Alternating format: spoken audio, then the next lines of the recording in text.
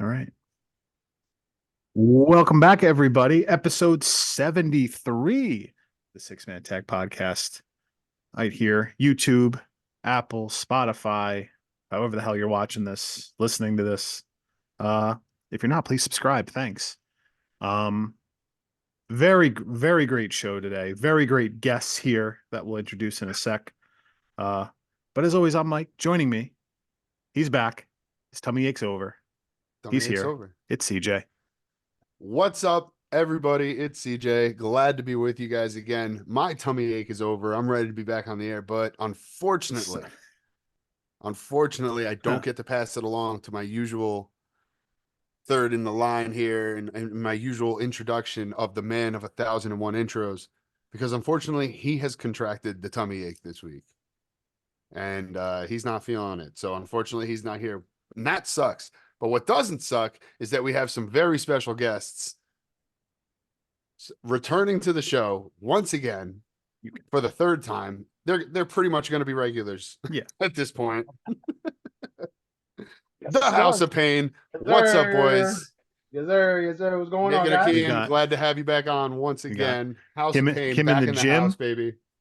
from the I peeped gym. in the Dedication. Yeah, dude That's is right. literally getting his workout in, and he's just like, gotta do my press time too. That's Gotta right. get that media time in, baby. Gotta We get it can't- in, brother. We can't all be as perfect as Hakim, though. That's all right. Here we Some of go. us are Here we at the go with gym working out. nonsense. Some of us are eating Cheez-Its and drinking Jack Daniels. But nobody's here to judge. That's the best part. Absolutely not. I love it. I love it. We're all in a judgment-free zone today. Yeah, everybody here is in a judgment-free zone right now. It's perfect. Oh man. Someone better not walk past that camera. Like I see those gym videos of people recording themselves. People walk by. Don't do it. Yeah, you don't want to get you don't want to get slap him upside the head. you're gonna get my boy Joey Swoles on your ass. He's gonna. Oh, he's that's his name. I couldn't think of it. I was like, that's the gonna guy. end up posting a video about you. That's the guy. This You're guy doing thought it was okay to podcast in the middle of his workout. Do better. Fuck, Mind your own business. fuck, that's exactly how those go too. That's really funny. Holy shit. So shout out to Joey Swoles, before oh yeah, no. Honestly, I love the guy for calling those fucking Oh people yeah, out. dude, the way he calls everybody out. Yeah, Oh, it's people that great. deserve it. Yep. So before we get into the Starrcade that we're gonna do, which we are fucking up this whole time. I've been saying, yeah, we're doing 1990 on here, and then I I'm started glad I watching waited to watch. 1990, and then Skylar was like, I think it's 91, and I'm like, well, fuck, I don't know. Hey guys, is it 90 or 91? It's 89. So we've been all Oops. over the place, but as the title says, Starrcade 1989 is what we're talking about today.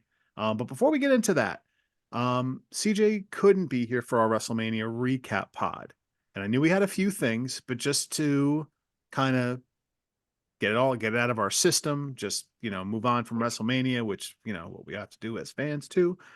Give us what you got about what went down. What was on your mind? Oh man. Well, first off, I do have to say, what a card. What a weekend. I thought it was and I think like we were all pretty hyped about it, which we talked about before the show, saying like, when's the last time we felt about a WrestleMania like this? But we were all like, this is gonna be awesome. This is gonna be a good show. We're all hyped for it. We can't wait to see what happens. Mm-hmm. We all kind of know what we expect to happen, but at the same time, like They put that doubt in us last year. in. Yeah, that's true. That's true. So like we were all pumped because we were all excited to see. With many of the storylines, I'm not just talking about Roman and Cody, but with a lot of what they did, it was just an awesome card. So I do want to say, what a show. I really enjoyed it. Definitely a new era for WWE, which I'm excited about. I'm definitely going to see what's going to come from that. But on top of all that, I do want to say a lot of people obviously talking about Cody Rhodes finishing the story, getting the WWE Universal title away from Roman Reigns. I'm sorry, I just started laughing because I saw somebody in the back. I see somebody in the background, and I'm just like, oh, here it comes. Tell him to shut up. We're working here. Yeah. Talking a bunch of bullshit too. Yeah, right? Might want to hear that shit. I'm sorry, that just that got me there. But anyway, A lot of talk to Cody. Congratulations, Cody Rhodes. Awesome that to see him win it. Like, it was awesome to see him finish the story. But I do got to say, what an epic title run that we got. Acknowledged to our tribal chief. What an epic title run. What a story that has been going on for 3+ years now. With the bloodline of Roman Reigns, and for a guy that was getting booed out of buildings maybe 5-6 years ago, to go on the run that he has for this past 3 years and turn his character around and turn his work around. Obviously he could always work in the ring. I always thought he was one of the most athletic guys on the roster.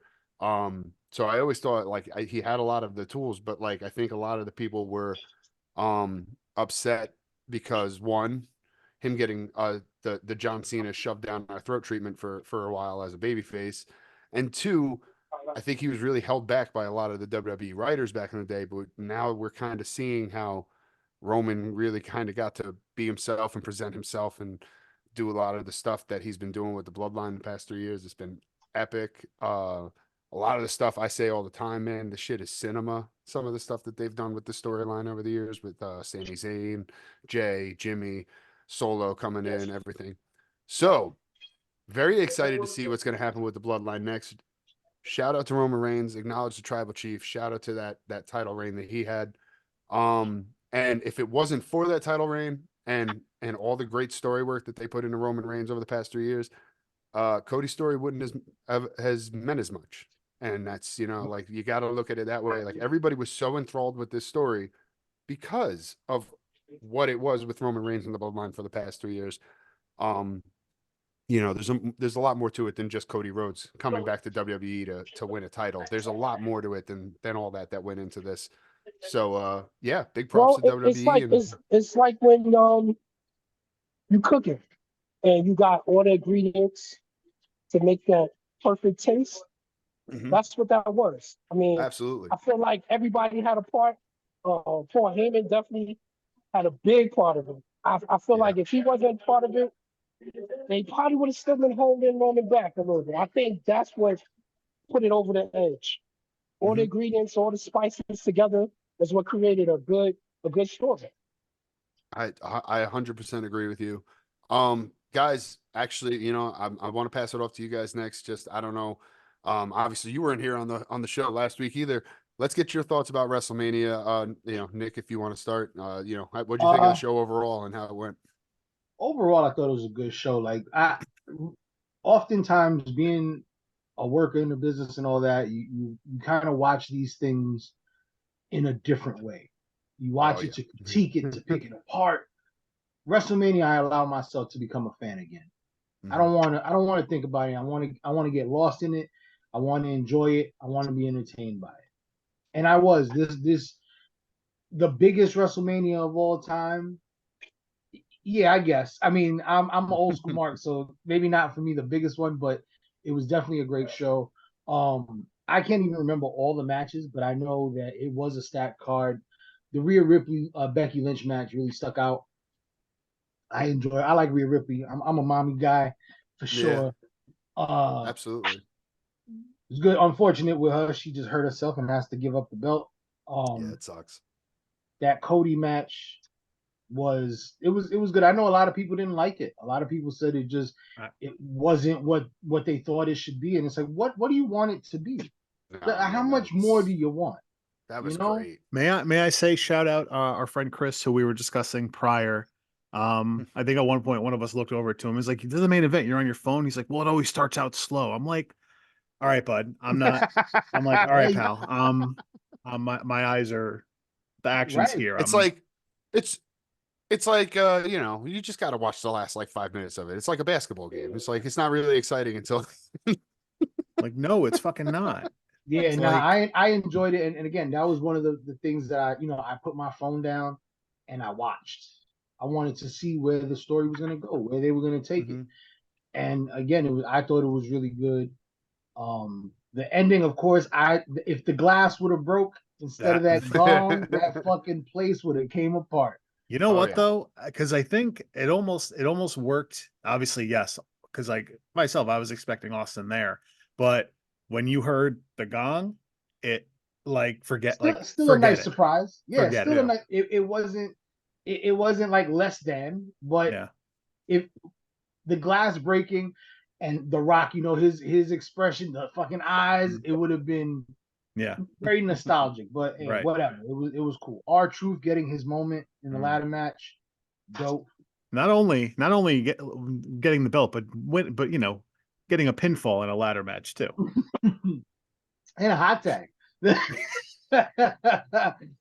Yeah, no, but the show overall was really good. I enjoyed myself both nights. It was good. I mean, this new era that they're going into is I'm excited for it. I'm learning how to enjoy again as a fan, taking myself away from critiquing everything and just enjoying. Mhm. I couldn't have said that better myself. I've said that on this. I think when we did our preview, I said it's not being it hasn't been lost on me that how good this WrestleMania, just the buildup was with all the Yeah. Rock stuff, the Cody stuff, and as I'm like watching each week, I'm just right. I'm just nope. This is what's in front of me right now. They're making you treat this stuff like everyone's thrown out like the Marvel, the MCU like comparisons, but it's true. Like if you watch each week as if it's just a new chapter, it's a new wrinkle in the story. Some weeks the bad guys are going to go over, but ultimately they're building to something. So it's not going to change what the IWC does and how they act and how they treat wrestling. But How for they me, cry and whine and bitch yes, and complain about yes, everything. exactly. But for me, I'm like, I'm watching what's in front of me, and then I'll wait and see what happens next. My only critique or my only thing that bothered me had nothing to do with the actual wrestling. Me and Hakim text each other almost at the same time. Why is it that during the match with Naomi, Jade Never mind. Cargill, so you had the 3 black girls and the 3 Asian girls, and the damn sponsor is Chip. Then Bobby Lashley and these guys, their match was sponsored by Gin and Juice. Somebody didn't have their finger on the pulse on that one. It's you could take Vince McMahon out of WWE, but you can't remove all the racism at once. I did About also that one. It I was did funny also 'cause say I did say on our show last week that that like Devon's just never around, but whenever Bubba shows up, whoever in the ring, it could be any black guy. He'll just be like, okay, He'll do the you, what's up. you Yeah. get the yeah, spot. or You that, get or Yeah. be like, or he'll be like, okay, no, you get the tables. Yep. the- Oh, Sorry. well, that makes it sound even worse. Yeah, Yeah, yeah, but it was funny because Hakim texted me like, "Yo, why the fuck they got a chicken sponsor?" And I just said it to my wife like, "Yo, that's fucked up. They got a chicken sponsor." It was we cracked up though. That was bad. Oh. But other than that, overall, show was fucking awesome. I enjoyed myself. yeah, yeah. And I will say, I was a bit high for the first half of the show. Then it wore off. So that when as a stupid mark that I am, when we got by the false finishes, the close 2 counts, Yeah. the Claymore to open the world title match, Oh my god. I was like, I was like, falling out of the chair, like they're gonna do the Sheamus thing, Yeah. James Daniel Bryan. Yep. like they're Yeah. gonna fucking do it. They definitely got me with that one too. I was- Watching at home. That's another thing. I was high as as soon as hell that in kick that hit, I was moment, just like, no way are they doing this again. It's another thing I got to do. Shout out to Damian Priest, first Puerto Rican world champion in 50 years. That's dope. I was very proud of that as a Puerto Rican. That was a dope moment. Congrats to him. Yeah, definitely. I told the boys this actually in our group chat at one point, but Damian Priest, fun fact, the first indie wrestling show I ever went to was to go see Andy wrestle before I started training down at the old Monster Factory, and Damian Priest was the main event of that show. Wow. Punisher Me Martinez. and Hakim used to break down rings with him at ROH. Yeah. Back when they were doing so that's seeing him go from there to being like the guy now. That's pretty dope, man. Congratulations to him, Yep. And, I didn't notice. I just realized that he's up there in age. I thought he was like in his early 30s. He's 43. Yeah. Yeah, no, he's up there. Yeah. Yeah, he's like That my was age. that was like that was one of those things that for a long time, like a lot of people said that like why people didn't think that WWE was ever going to hire him is because like, you know, before he got hired, he was already in his mid 30s. Mhm. So like at Right. that point, people were already saying just like, yeah, he's too old. WWE's not looking at him. And then all of a sudden he shows up in NXT and the rest is history. They don't really care. Well, They don't care about that stuff anymore. I think LA Knight's in his 40s. I was gonna say like AJ Styles is like 45. It's like if you look at like 30 years ago, the guys that were 40 looked like they were 60. Yeah. Whereas like guys like, like it's like when Ric Flair was like 40, they were like, this guy's fucking old. Like You ever watch Right. highlights from like an NBA game from like 1977 where it's just like, here comes the young 23-year-old, blah blah blah, And he and looks, the dude like literally is like he's got like the bald- whole skull, the Yeah. bald spot Yeah. missing, and he's got George like a Jefferson. big old mustache. Yep. And it's All just those, like yeah. this dude looks like he's 47 years old, and you're telling me Yeah. he's fresh out of college? Fuck all out of the here. all those plumbers that Michael Jordan played against. Yeah. well, you know why they was looking old. They was smoking cigarettes at age 11. Yeah, exactly. That's why they was looking old. They're in the locker room, like they're doing their post game interviews with a fucking with a camel in between their lips. Oh man, this bitch looks like she eats cigarettes.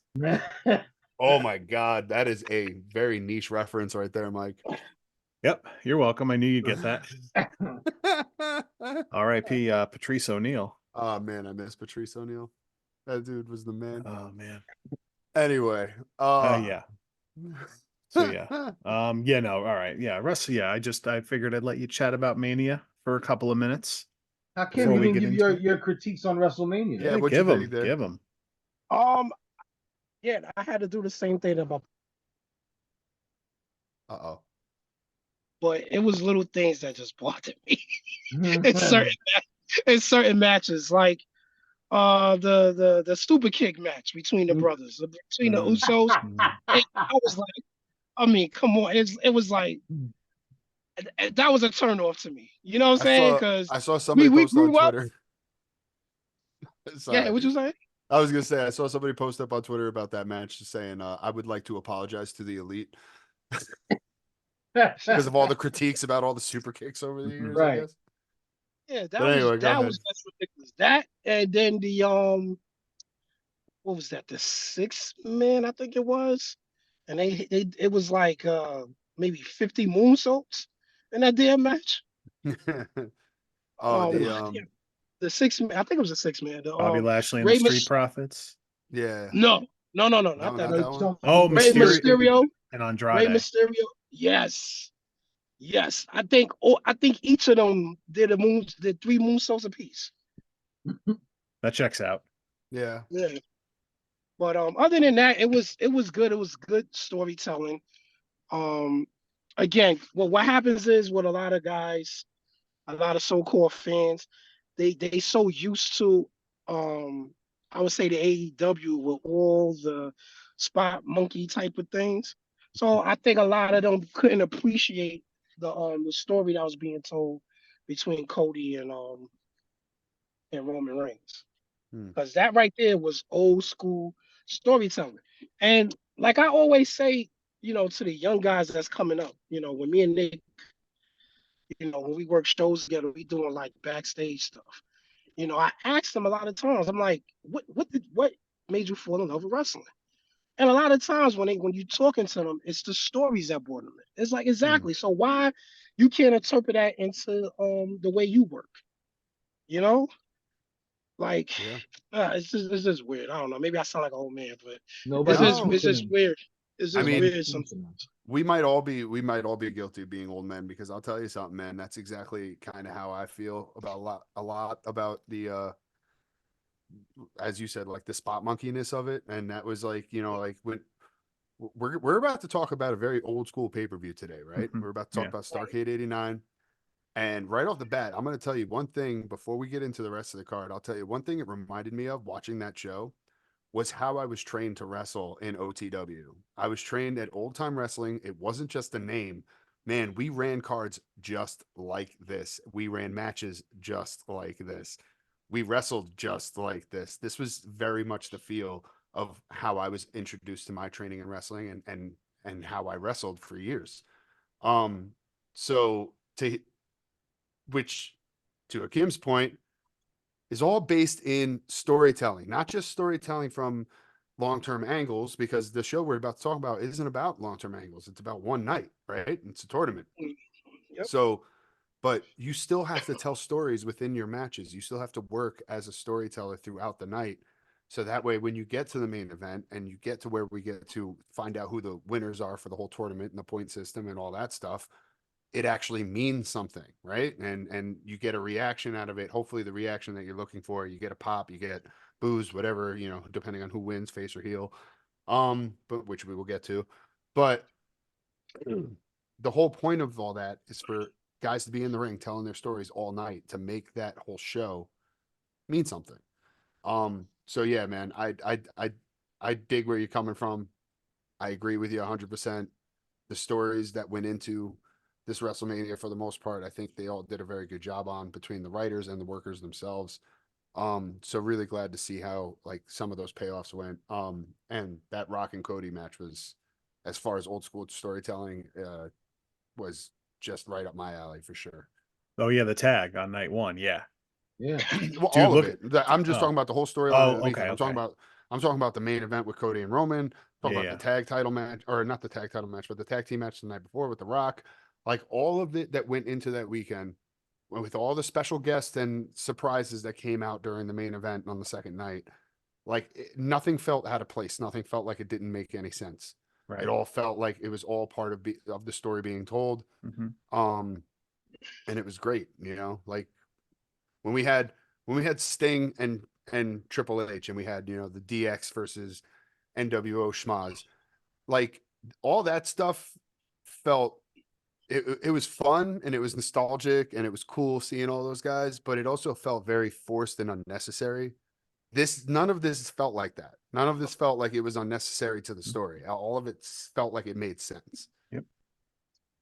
Yeah, because each layer, whether it's Roman being so distracted by this revenge he's been looking for 10 years that he takes his eye off the ball and ultimately costs him all the shit from all weekend. Drew talking about, oh, you're distracted by the bloodline, I'm going to take you out. What happens? Distracted by his own other CM issue, Punk, yeah. gets taken. It's like Yep. every little layer and And that's all everything. done on purpose for sure. Oh yeah, everything they Absolutely. do means something, and everything they do makes sense. Mm-hmm. The last few months. Yeah. It's For it's sure. and it's like it's not to like That's obviously we because can. scripts aren't changing during the show I anymore. was just gonna say, because like it's not. I don't want to make this like a shit on Vince McMahon for shit, shit on Vince McMahon thing. You might enjoy it, whatever, but Usually he's on the you other end can of that, right. But you from can what I see hear. Allegedly. but you can see just how, again, it's like, not to praise Triple H, but like just everything is being done on purpose. There isn't just this random bullshit being thrown around. Like there isn't, like you said, all these scripts changing. No one knows what's happening. Everything's poorly scripted. It's like everything has made sense in the last 4 months that led up to this, and we're still going. There's Tama Tonga, continuity now. yeah. There's You can continuity. oh, you can also tell too, even with the writing, you could tell that they let the guys put their input into it too. You could tell. Mm-hmm. You know what I'm saying? Like how they did back in the days where, they came up with things, but they was able to tweak it. And you could tell by that whole storyline that it was room for them to get their stuff in and to tweak it and make it them. That way it became more believable.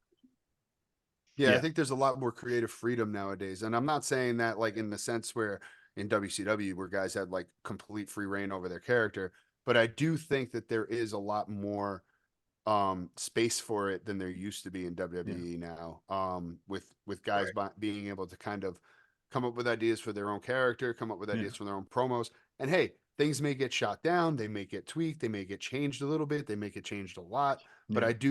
I do agree that I think that that the wrestlers themselves are having a lot more input on who they develop themselves into and getting themselves over, which I think is like, that's good. That's important. Like guys should work to get themselves over. Yeah. Right. And you'll see more and more stuff going. Like I said, I'm already looking forward to the next year of shit potentially. Tama Tonga Yeah. coming over, the new split in the bloodline. Like Yeah, when you Bloodline think Civil War could be the very next storyline coming up here. and I'm here Yeah. for it because you can take your time. You're gonna have The Rock back eventually, Roman Reigns back eventually. I think you'll see what they wanted to do at this WrestleMania happen in the Mhm. future. And just that alone, they're supposed to be coming out with a documentary about how they came up with all this WrestleMania build. It was supposed to come out, but then I guess they delayed it because them just talking about, yeah, this happened, so we pivoted. And it's like if there's this awareness now, I'm not Mm. saying fans are going to control everything and not saying that that would be a good thing, but at least you know it's not like tone deaf people running it and going, Right. no, we're just going to push this no matter what. It's someone is there to be like, well, this fucking sucked, so why don't we try this? So there's a lot to look forward to after WrestleMania. It's not like, well, WrestleMania is up now. What you can see, you can see seeds being planted for more stuff like this. I'm here for it. All right. Shall we? Starrcade Yeah. 1989. Do it. Get to it. Let's do it. So I guess before getting into like the matches and stuff and things like that, I wanted to just give my first initial thoughts. So I was never really a WCW guy, and a lot of these like older WCW shows I haven't seen. So like this is my first time ever watching this show, Starrcade 89. Um it's funny because the main thing, if you go watch, my takeaway initially was when you watch any like WCW documentary or whatever, you always hear when Eric Bischoff is on there saying one of the first things he did was change up the presentation and change up a few things, and just change up stuff to make it look better for TV. And my first impression of this is exactly that.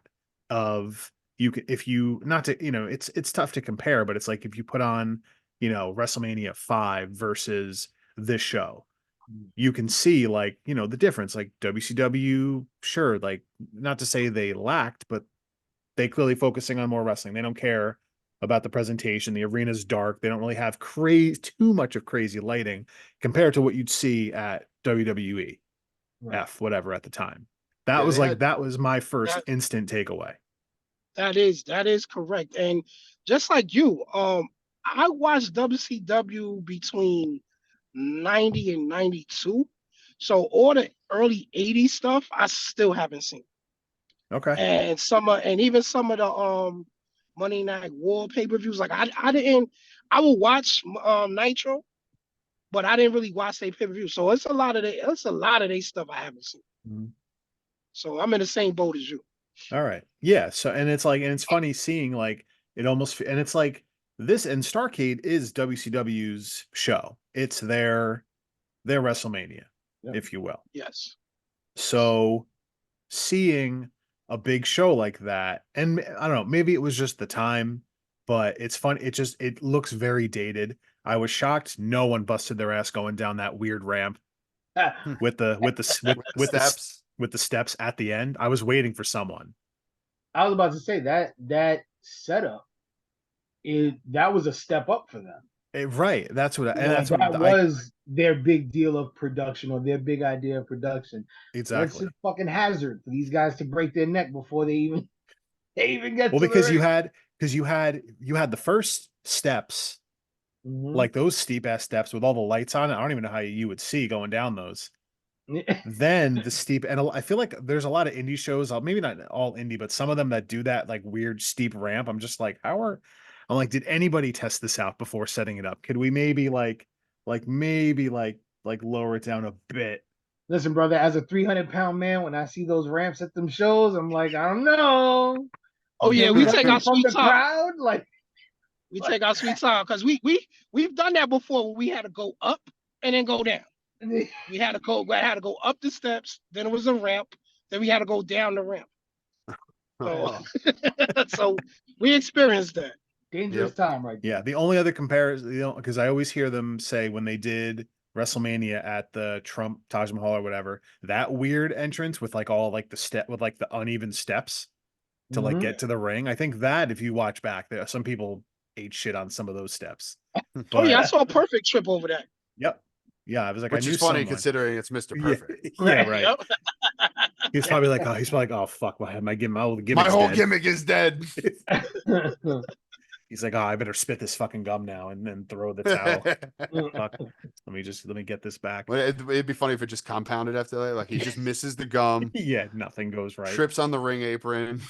Like nothing goes right after that. Fucking hey. Yeah. Oh man. But Mr. Perfect is out of sorts. yeah, you could say that. But and it's very funny seeing, like, I think it's more of just an 80s thing. It's not a WCW thing. They definitely went with like video game type of like intro, like for like their intro graphics. I think that's just a super 80s thing for sure. Yeah, right. I knew it wasn't of them. They were like, oh, we can do this shit. Let's go. When I saw that, I instantly thought, like, my first thought was just like, yep, this is the 80s. Yeah. Yeah. Oh, and and it was Starrcade 89 Future Shock. Yeah. But my other instant takeaway was when they're like, yeah, the whole card is this tag tournament and then a singles tournament with 4 teams and 4 wrestlers. So my immediate first thought was like, you booked 12 wrestlers. Payroll way down. And granted, all of them good. Yeah. But I'm like, all you booked for your biggest show was 12 dudes, and you're like, all right, just keep fucking going out there. It's their 12 like top dudes though. No, I know. That's what I mean. Like they're all good, but it's very funny that they're like, all right, what should we do for this? Do we bring in everybody? No. No. Definitely not. No, we're gonna do this. Also the commentators, interesting. So I knew JR. Harry Funk. Speaking of JR, I found out when they talked about it on a podcast, this whole round robin thing was JR's idea. Huh, really? No kidding. I wouldn't have guessed him. Yep. Who was running WCW at this point? Because I'm not even too sure of. At that time, Bill Watts or something? Bill Watts was there. Bill Watts, I think. Yeah, because Bill Watts was there in one of the like entrances. You could see him just standing around watching. That was one of the things that drove me nuts about this pay-per-view was guys coming out and then the next guys were like right behind them. Yes. Yeah. Like, what is happening? Yeah. Yeah. There was like one specific one where I noticed it so bad. I was like, I'm like, is there anybody back there that could just be like, bro, wait. Yeah. It was everyone, like everyone can see you. I think it was the Wild Samoans and LOD. Yes. I was just like, what the fuck? Yes, like, they're not even in the ring. LOD just was walks going up. crazy. Or fucking camera work. Can we just cut to the ring? Don't cut. Like you got, like, do you have one camera? Like just cut to anywhere but having them be visible for TV. If the crowd sees, it is what it is. Because, and FYI, if you're there live, it's they're filming a TV show. You're taken into consideration, but everything is done for the cameras, not the live crowd. Yeah. Case in point, if I was a little kid and I wanted the illusion that the Undertaker magically disappears after the lights go out, he doesn't, because then right below me in my corner was a bunch of security jogging with Undertaker getting the hell out of there.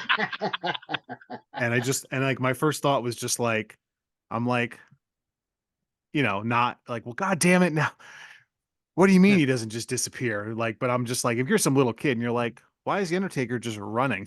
I knew he was with the security team. Yeah, dude, it was because like someone recorded it and like so like that was all over Twitter I've for seen like it a on day. Twitter, yeah. But it was just because of that was like because I think our friend Anthony was like, "What's all that running?" And I'm like, "That's the Undertaker. Look close." He's leaving.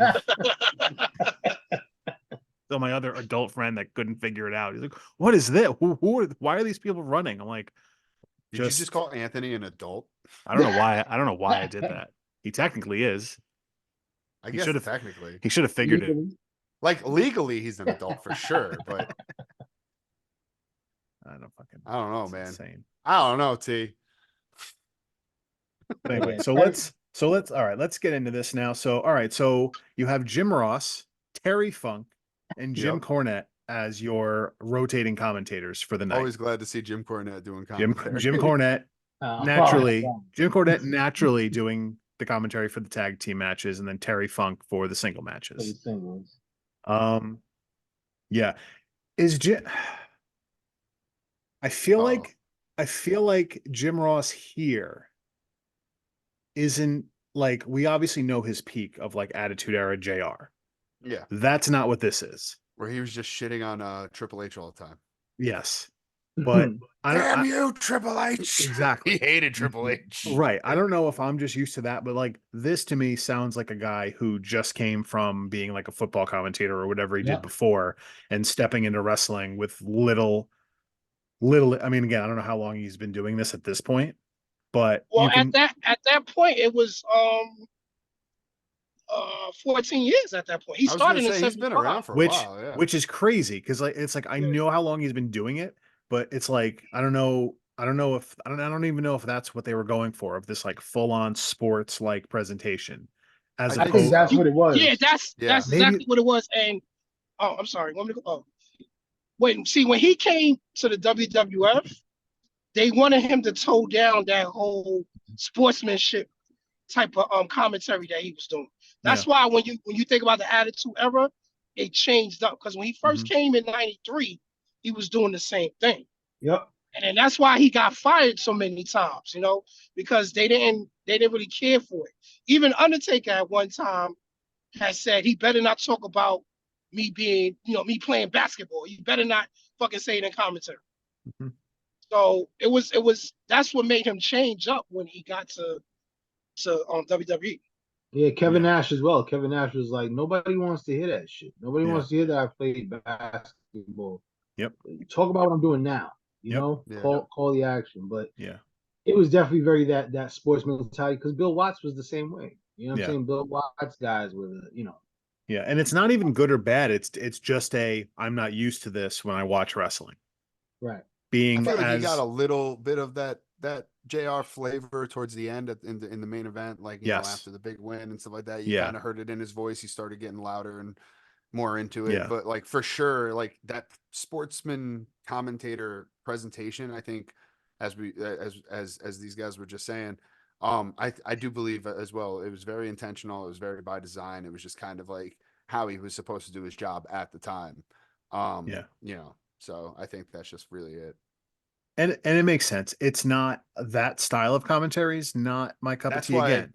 That's why Funk and Cornette are there to give the character Exactly. commentary. For sure. And again, the as wrestler someone commentary. right, and as someone like I didn't start watching wrestling until 1996.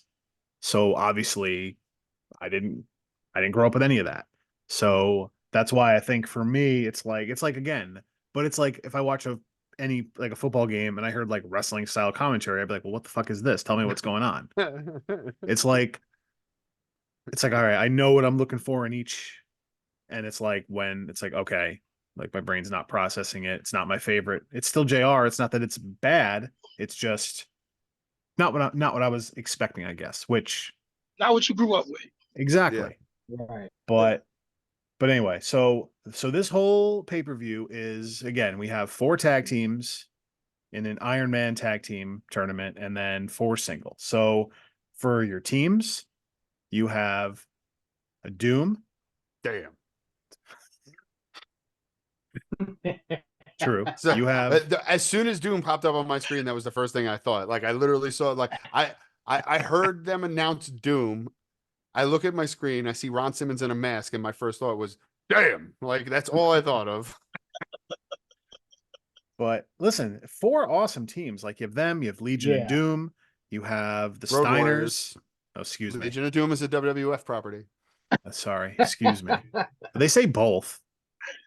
They do now because they own WCW, but when they were in WWE, they never called them the Road Warriors. Or Yeah. WWF, I should say. They No always kidding. called them Legion of Doom. No shit. Yeah, it was I've Now never they'll call them the Road Warriors, like when they talk Yeah. about them being Hall of Famers and talk about all that stuff. Now they call them the Road Warriors because they Mm. own WCW. That makes sense. Never thought of that. Yep. No kidding. But you have them, you have the Steiners, and you have the new Wild Samoans, excuse me. Because the new Wild Samoans. the graphic kept saying new, but they were just saying Wild Samoans. Just saying. Yeah. The Samoan SWAT They team. did that they did that say new new that new a few Wild times in Samoans. commentary. The ring announcer, what's his name? The same Gary Michael Gary. Capetta. Yeah. That's my buddy. Yeah. It's fucking friends. Listen, he was good. He's announcing the shit out of those guys. And then the four We singles. actually were announced by him Get the fuck for a right. 6-man tag match. Yeah, Fuck yeah, nice. We heard it, and I looked at Hakim and I was like, I don't fucking believe this at all.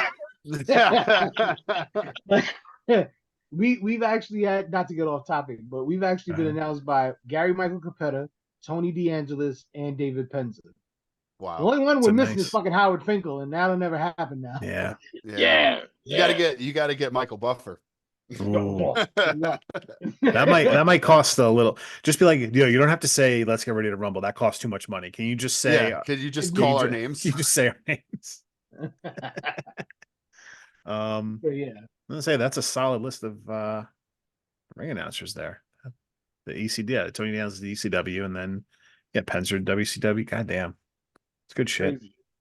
But yeah, I'm sorry. Let's get back. Where was it? Oh yeah, and then the four single wrestlers were great. Ric Flair, Sting, Lex Luger, and the Great Muta. Yeah. So listen, I kind of poke fun at they only booked 12 guys for this show, but if this is the format you're going to go with at this time, I don't see how much better you could get than Absolutely. as far as who was available.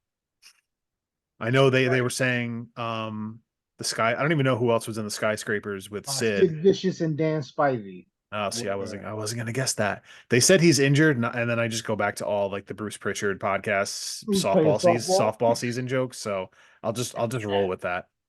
That's what I said when I first heard it. I was like, oh, it must have been softball time. Like with the exception of his broken leg in WCW in 2001, any other injury could be attributed to he's just fucked off and is playing softball. Right, because we witnessed the broken legs. No way he was faking. I was that like, yeah, right. Like that was brutal. I was like, everyone's seen the video. If don't look it up unless you're. It's a video curious. I don't need to watch ever again. Mm-hmm. Yep, I've seen it. I'm a glutton for that shit. I'll fucking. I can't do bones. I don't know. Bothers me. It fucks me up every time. But like, if there's like a fucking bad like football one, I'll be like, all right, fine, yeah, I'll watch I'll watch it on Twitter. Nope. Like, I scroll as soon as I know it's going to be a bad injury. I scroll right the fuck past it. It's literally like my brother when those Sarah McLachlan commercials come on. I just have to fucking change the screen immediately. All right, I don't blame him for that. I'd be the same. If I can't find the remote, I'll just be like, oh, come on, bro. I don't want to fucking watch this shit. Come on. So and then in the arms of an angel, my brother starts. Yeah, I'm out. Change the channel. Again, I don't fucking blame him. Lots of rules with the tournament. So every match, 15-minute time limit. Pinfall or submission victory, 20 points. A countout victory, 15 points. A disqualification victory is 10, and a draw, meaning if you went the full 15 minutes, no winner, 5 points each. So in an era where the on-screen graphics aren't the greatest, it can be a bit difficult to follow along. They did a good job throughout, which we'll get to, of like it trying to give you updates, or at least like they had the scoreboard in the arena like set up for it. So the camera would just cut to that at times. But I was thankful for that for sure. Right. But like I found myself like in my notes, I was writing down like the score after each match because I'm like, I'm gonna forget this as I'm watching. I didn't do that. I wrote like how they got the victory. That's what I did. Points. Same thing. How they got the points. Right. So like I wrote down like the victory, and then like literally like my notes are so long because after every match I'm like, all right, I need the standings update as I'm going through this because I'm gonna fucking forget if we're talking about this. And I'm like, because like obviously when you do something like this, when you get towards those main events, like the points are gonna play obviously however they book it so that the last matches mean something clearly. Yeah. But I'm like, shit, if I didn't update this myself, I would be like, who needs what here? Like, I'd be so screwed. Whereas I think if you did something like this today, you would just have shit on the screen the entire time. You would know where you're at. You'd have the points on like a ticker on the bottom. Yes. Like going like yes, exactly. So like you would know exactly, where you're going with it. But so like they lay out the rules and now it's time to start. So your first match is Doom versus the Steiners. And I love watching this old school Steiner stuff because I'm just like, if these fans only knew the big bad booty daddy. If these I'm like, Right? if these fans in the late 80s, early 90s only knew what was coming with Scott Yeah. Steiner. Yep. Oh boy. Absolutely. Because And- it's And go beyond Big Bad Booty Daddy. Go beyond WCW Steiner. Think about Steiner math. oh Think well, about yeah. think Oh, about yeah, all no. we've gotten after Oh yeah. Just all of it. Big All- Papa Pump and WWF. Back in the day. any promo from like 2000 on. Yeah. That man is Because like sure. forever it was just like, hey, look, here are these two all-American wrestlers and that's it. And then it's like, that's this guy? What the fuck? Yeah. Like Hell of a transformation. oh my god, for but it's sure. like it's I always love watching like cuz like and like they're awesome. Like all these matches are good. As much as there were certain matches where I'm like, yeah, I don't know, but I'm watching the Steiners against, Ron Simmons and Butch Reed. Like this is going to be good. Yeah.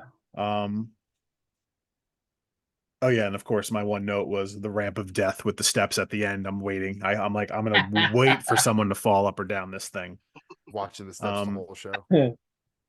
Was very funny how like because JR is just like, yeah, that's Doom #1, and I'm like, come on, Come on, buddy. You can't Like- tell. Yeah, because you can like tell. we all exactly. know. Because like, did he win the world title prior to this? Because I'm like No, forgetting it's my after see, that's where I was like Yeah. forgetting. I had like my timelines like messed up with some of these guys, where I'm like, is 89 too soon? Maybe he did it like right before, and then they put him under a hood.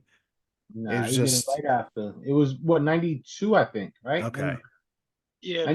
92. 92, he won the title. That makes sense. Okay, but because I'm like. I'm like, yeah, that's Ron Simmons. Like, who are you fooling? But I guess Yeah. at that point, no one really knew. Right. Obviously Doom 2 is Butch Reed. And it's funny, it's like because you don't know these guys, but like knowing who they were now, you're like, how could they be like, fuck these two guys, put them in a mask and just go And make have them them job to everyone. and go make them job out all night. But That's true. You got to start somewhere. yeah, Well, they put them under the hood because they were both big in Mid South at one time, so people would know who they were if they That's showed true. up on WCW TV. Mm. But they covered them up, and then there was a span of time where Doom worked without the mask. Yeah, I was gonna say eventually they took the hoods off and they were Right. and they had Yeah. names and everything else. They Yeah. were still Doom, but yeah. And obviously I have no concept of like any of this. It's like what's woman doing? Like is she like I have no concept of where this went or what yeah, happened how is that before. watching Nancy Benoit for a whole episode, like knowing what Right. we know happens to her? Like you want to talk Yeah, about right. like knowing about Big Papa Pump. How about Oh god. how about Word watching a has whole it. show of Nancy Benoit walking around and just being like, wow. Knowing Yeah. the fate. Yeah. Yeah, Yeah. right. Like that, Just- like I don't know why like that thought came to my head while I was Yeah, watching the right. show, but it definitely did. Like I was just like, Yeah. wow, like because I haven't seen. I think like I knew obviously she was a valet. I knew she was a manager in WCW, Yeah. but like you guys mentioned before, I wasn't a big WCW guy growing up, so I've never actually watched a lot of her work. So Yeah. to watch her come out match after match after match and actually work the crowd and work the cameras and everything else, Yeah. I was just like, this is kind of surreal. Yeah, for sure. I couldn't figure out who Nitron was, that fucking goon with them. Now check this out. At first, I thought it was Kevin Nash, and I was like, way too early to be Kevin Nash. Yeah. So I had to go Any and fucking, Vegas? like, I had to go and research the dude. Do you know that he is the same guy who played fucking Sabretooth in the X-Men movie? Get the fuck out of here. Absolutely. He played. Wow. Listen, I took notes of it. His Tyler Mane, right, was I guess his other wrestling. He played Sabretooth, he played Ajax in Troy, and he played Michael Myers in the remake of Halloween 1 and 2. Wow. I had no fucking clue. No I clue. was like, what? At one Yeah, that's point, wild. I was like, is it like Kane Whale? But I was like, no, not at all. I was just like throwing fucking big dude guesses out there, and they were all wrong I definitely thought it was Kevin Nash for a while. And I looked at his face and said, that's not fucking because of the Kevin Nash. He's glasses. not built like, yeah. And he had like, at one point he had like some kind of like blondish hair at one time. And I was just like, then I got a good look and I'm like, that's not Kevin Nash. So I definitely had to throw it in my Google machine and check it out. And that was the surprise I arrived at. He was fucking Sabretooth. And I was like, That's no wild. shit. That's insane. But yeah, I mean, I did write down just because, like, I think for me, these, I don't mind these type of tournaments, but to do it in one night is tough. I Mhm. know if you're like, it was my main takeaway early. Like, obviously, like the later it got into it, like I think you're just naturally more into it because, oh, we're about to decide a winner. That's where I think doing this stuff in one night doesn't do it for me particularly. Because, like, and obviously as you go through the show, it just feels like, all right, match over, get the next one out there, just move. It feels like they're cramming this type of stuff into 3 hours that they did. Like, it works out in the end, and like the matches were all good just because all these guys are good. Like, there isn't a weak link in either tournament. I just think doing them in one night is tough. And I get it. Everyone's got to wrestle 3 times. Everyone's going to be hurting by the end. And like, I know that's what you're putting over, but I think for me, it gets stale after a bit for me. Whereas if you do it, again, and Jim Cornette kind of compares it. He's like, yeah, they do tournaments in Japan because you can't say the G1 Climax, yeah, because that's essentially what they're doing with this style. He's like, oh yeah, but they do that over a few weeks and we're doing it in one night. So it's like, I get what they're trying to push and put over, you know, early on. For me, I'm like, all right, if this is it, let me know. I'll watch it. Yeah. Let's get through it. And then when we get to our deciding stuff is when I think, okay. And it seemed weird on a show like this, which is, their biggest show, to not have any titles on the line or not really have any kind of big story that they're paying off at Starrcade, right, right. which feels like the show like this, like, not that this kind of show can't happen, but it feels like maybe not at Starrcade. Absolutely, yeah. It definitely would have been better to see whatever storylines culminate and all Yeah. that, but who knows? Who And it knows also, what? and in the era where it felt like, someone like Ric Flair, maybe I don't know about this point, but I know earlier in the 80s where he was wrestling an hour every night, all Hmm. these 60-minute draws. It almost feels like, and I guess they were pushing that as well, like, oh, Ric Flair, what's a 15-minute match for Ric Flair? He can do, he can wrestle for an hour each time if he has to. And, it was like, to see that, it almost feels like, the other thing, it's like you're getting a taste of some of what these main event matches may be, especially like when we get to like Ric Flair and Lex Luger and stuff like that. It almost feels like it's like, you're just giving people a taste. It feels like you're building towards something in the future. But I don't know. Again, those are just like my initial thoughts during this first match, kind of Yeah. figuring out what this show is. Um, but it turned into an awesome match. The Steiners win by count out. They get 15 points to start. I feel like they was trying to counter the year before with the WrestleMania 4 tournament. Right. And So even they that. was trying to do, yeah, they was trying to make it better than what that was, pretty Right. much, because that that that pay-per-view drew big numbers. Mhm. So they figured, oh well, let's do something different. And that's what the whole round robin thing that they did. I think it was bad though. If it was elimination, it would have been a little bit better. Mhm. But the whole everybody got to go against each other is what made it drag out too much. Right. Yeah, I can absolutely. agree. And It made even, it take too long.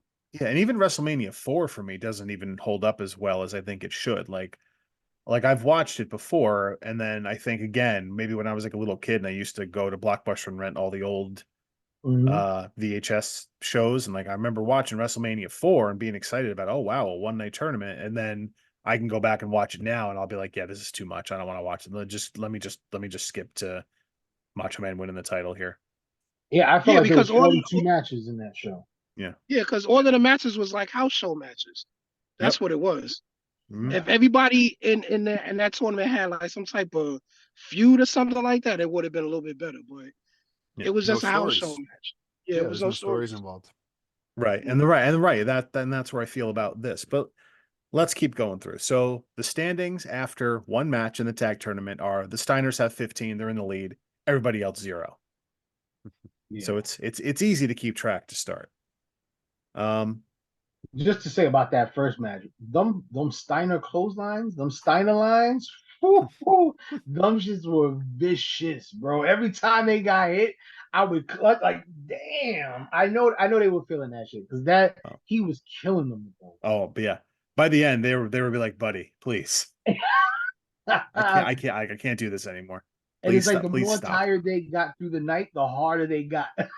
They were I mean, just like, nah. It was honestly, great. all the tag teams that are involved in this is just like powerhouses. Mm. Fucking like this is like Big E's fucking dream tournament here, man. It's Oh, big meats, big meaty men slapping meat all over the place in this one.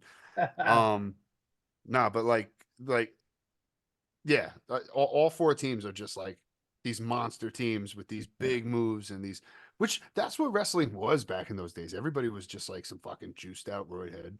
It was, like everybody was fucking crazy built. Like, yeah, I mean, even in the singles ones, the smallest guy out of all the singles ones is Great Muda, yeah. and Still, he's not a tiny dude. no. I think out of the tag teams, the Samoans are the small guys. Yeah, Which which is is crazy. insane. That's fucking Yeah. nuts. Um, but so we open the singles tournament. Sting versus Lex Luger. JR and Terry Funk putting these guys over as the future of wrestling. Almost had it. Oh, You got yeah. 1 out of 2. And I guess Luger was okay for a little bit, but really just never got there fully. I mean, he won the WCW title at one point in the late 90s, didn't he? Yeah. I Right, think but He won it twice. twice. He won okay. it twice. All right. But then it was like he was never this, like, whereas Sting, I mean, shit, you obviously know the story of that, but I was yeah, gonna say Luger, The the pop that first, Sting yep. got. I was gonna say the first thing I noticed about the singles introductions was the pop that Sting got. As soon Yeah. as they said Venice Beach, California, that place started going Yep. nuts. Yep. And I think that just speaks to, recently retired Sting. I think that really speaks to the longevity of how over he was for how long he was and Mhm. everywhere he went. Like that dude was just, no matter what he did before, whether he was doing Crow Sting, the Surfer Boy gimmick that he did before that, that dude was incredibly over. One of the biggest stars I think in wrestling history. Period. If Yeah. like if he made the switch over to WWE, like when WCW was bought, he probably, I don't know, I'd like to believe that he probably would have had a really good run over there too. But knowing how Vince treated some of those former Yeah. WCW guys, maybe not. Yep. He did tend to bury some of those guys. Sting might be, since he was a lifer, he might have been one of those guys that got buried. Um, but at the same time, man, like he jumps over to TNA and is basically one of the biggest stars there for 10 years or whatever. Yeah. Then he finally does come over to WWE. Only has like one match with Seth Rollins. Did he have another one? He had one with Triple H. Yeah, 2 matches. The main, and then the Seth Rollins one, he got like badly hurt Yeah, from, I think, so the he buckle hit, bomb. but it was crazy how over he was even then as a Yeah. 60-year-old coming into WWE. Yep. Yeah. And then to obviously still do finishes that. his career the way he did in Yeah. AEW is just unbelievable, man. In his last year, he was like doing fucking jumping off fucking balconies through tables and shit like that at whatever his age. He's So doing crazy dives. You know what yeah. you get to do after you do a crazy dive? You get to like lay down and rest for a while. Take a nap. Yep. That's exactly what he would do. Take a fucking nap. So I Sting's wasn't just a like, fan all of right, it. how Like, do I work a 40-minute blockbuster match? I know. I'll make a really big dive about halfway through and then not have to do shit for 20 minutes. yeah, I mean, at his stage in that career, he didn't need to do any of it. I mean, it's dope that he Yeah. could do it, and he showed that he could do it and still keep up with the young guys. But Yeah. he not definitely didn't my have to, I favorite agree. stuff. Yeah. You No, know, I agree. It Yeah. was definitely like some of it was scary to watch. Obviously, it makes me Yeah. think some of those dives watching Sting take in AEW made me think of Matt Hardy and Sammy Guevara when Matt Hardy slammed his head on the concrete. And I'm Yep. thinking to myself is just like, this would be the worst case scenario if something like Yep. that happened to Sting. right. Yeah. Right. It was the worst case scenario that had happened to Matt Hardy. Don't get me wrong. Like that was just Yeah, like, right. that was one of the worst things I've ever seen in wrestling to this day, I think. Like Especially because it was so unnecessary. Yep. Didn't Oh, need to happen. and it was just so brutal. You just like especially when it comes to the head, and all we know about head injuries nowadays, thanks to Mhm. Christopher Nowitzki of all people, another former WWE wrestler. Word. But thanks to all the research that he does and many other doctors like him, we know a lot more about head injuries than we ever knew. And just to see anybody go through that is just not fun to watch. for Yeah. me personally. Like, you know, it's like watching the Broken Bones thing, like the Lex Luger leg snapping. I can't watch that. I don't want to watch people hit their heads either. Those are like literally the two things I Yeah, just got to be like, I can't do it. Yeah. I don't blame you. Keep scrolling. Yeah, Also right. with Lex Luger's rocking my favorite version of the US title. I love that version of the US title. Did have some pretty belts back in old school That is a good WCW one. Yeah, days, man. They got some nice belts. yeah. For this Lex match, Luger yeah, was actually kind of a lot more fun to watch than I thought he was going to be. Lex Luger was good. I mean, Yeah. like I knew he was good. I'm not saying he was bad, but we were talking about how he didn't really get to that level that people expected him to be at. Watching this pay-per-view, I don't really know why. yeah. Like Well, his sells are great. His, everything he did in there was awesome. Like but I really look who enjoyed he was watching in it. the ring with. Yeah, well, no, that's true. He's in with some great wrestlers. Don't get me wrong. Like Ric Flair could put a mop over in a match, but no, I don't know, man. Like, it's just like I'm Yeah. watching the stuff that Said he's he had doing, a and I fucked really up enjoyed it. attitude. Yeah, that They said doesn't he had help a either. fucked up Yeah. attitude. Well, That's why he is he the didn't come to stuff. narcissist. Well, Yeah. That's that's what happens facts. when you're a narcissist. You're not a He great did. guy. He did try to leave during this match and do that typical wrestler, like I'm out of here, and it's like, well, Mhm. buddy, you're gonna get 0 points. Where are you going? And you still gotta fight more. Yeah, Sometimes and then it's not about the points. oh yeah, shit. All right, can't fuck up my body. Let me get out of here. And then this fucking cheat holds onto the ropes, pins Sting, steals 20 points to start this thing. Lex Luger jumps out to a 20-point lead. Start Luger 20, everyone else 0. And we're transitioning slower between matches on this card than they actually did. They go so fast. I wrote down this must have been the wrestling that Tony Khan grew up watching, because this is exactly what dynamites feel like, where, hey, this thing just happened. All right, fuck all that. Get the next match in the ring. Yeah.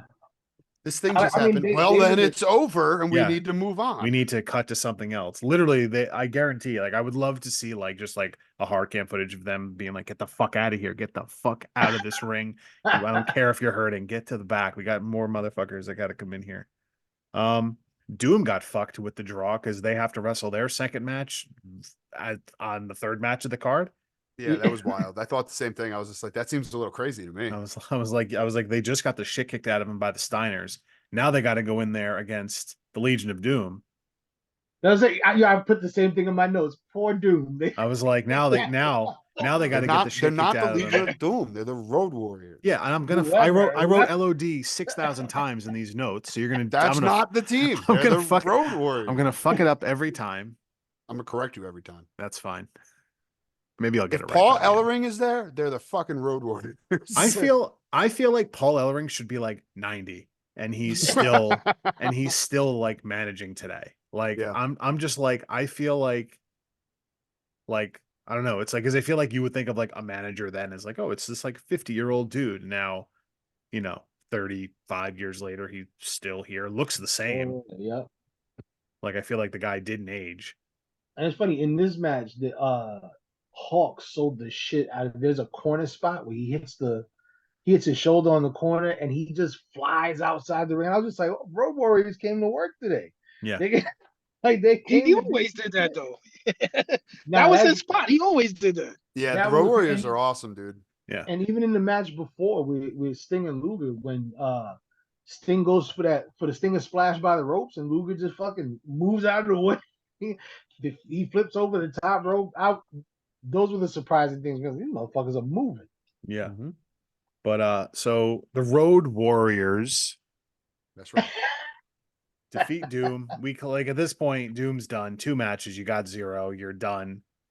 And at that point, you're like, all right, like you're just here to job to the other teams.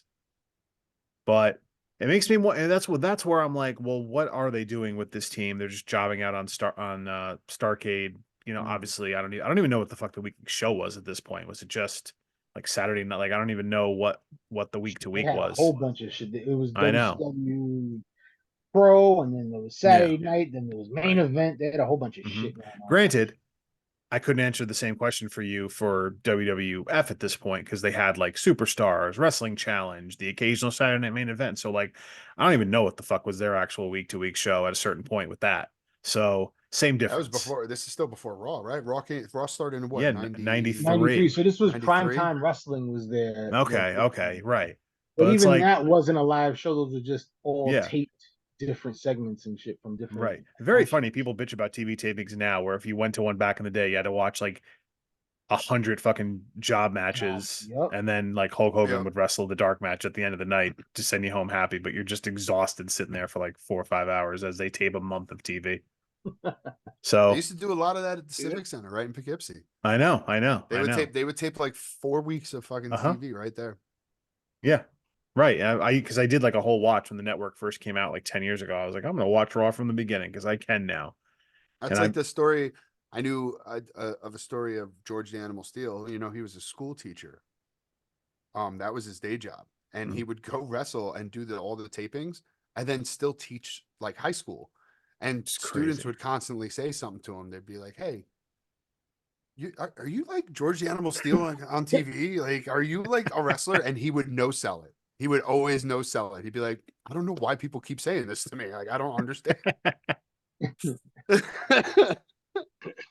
But imagine that being taught by George the Animal Steel, the guy who's eating turnbuckles and has the Yeah. green tongue, is like Yeah. your history teacher. Right.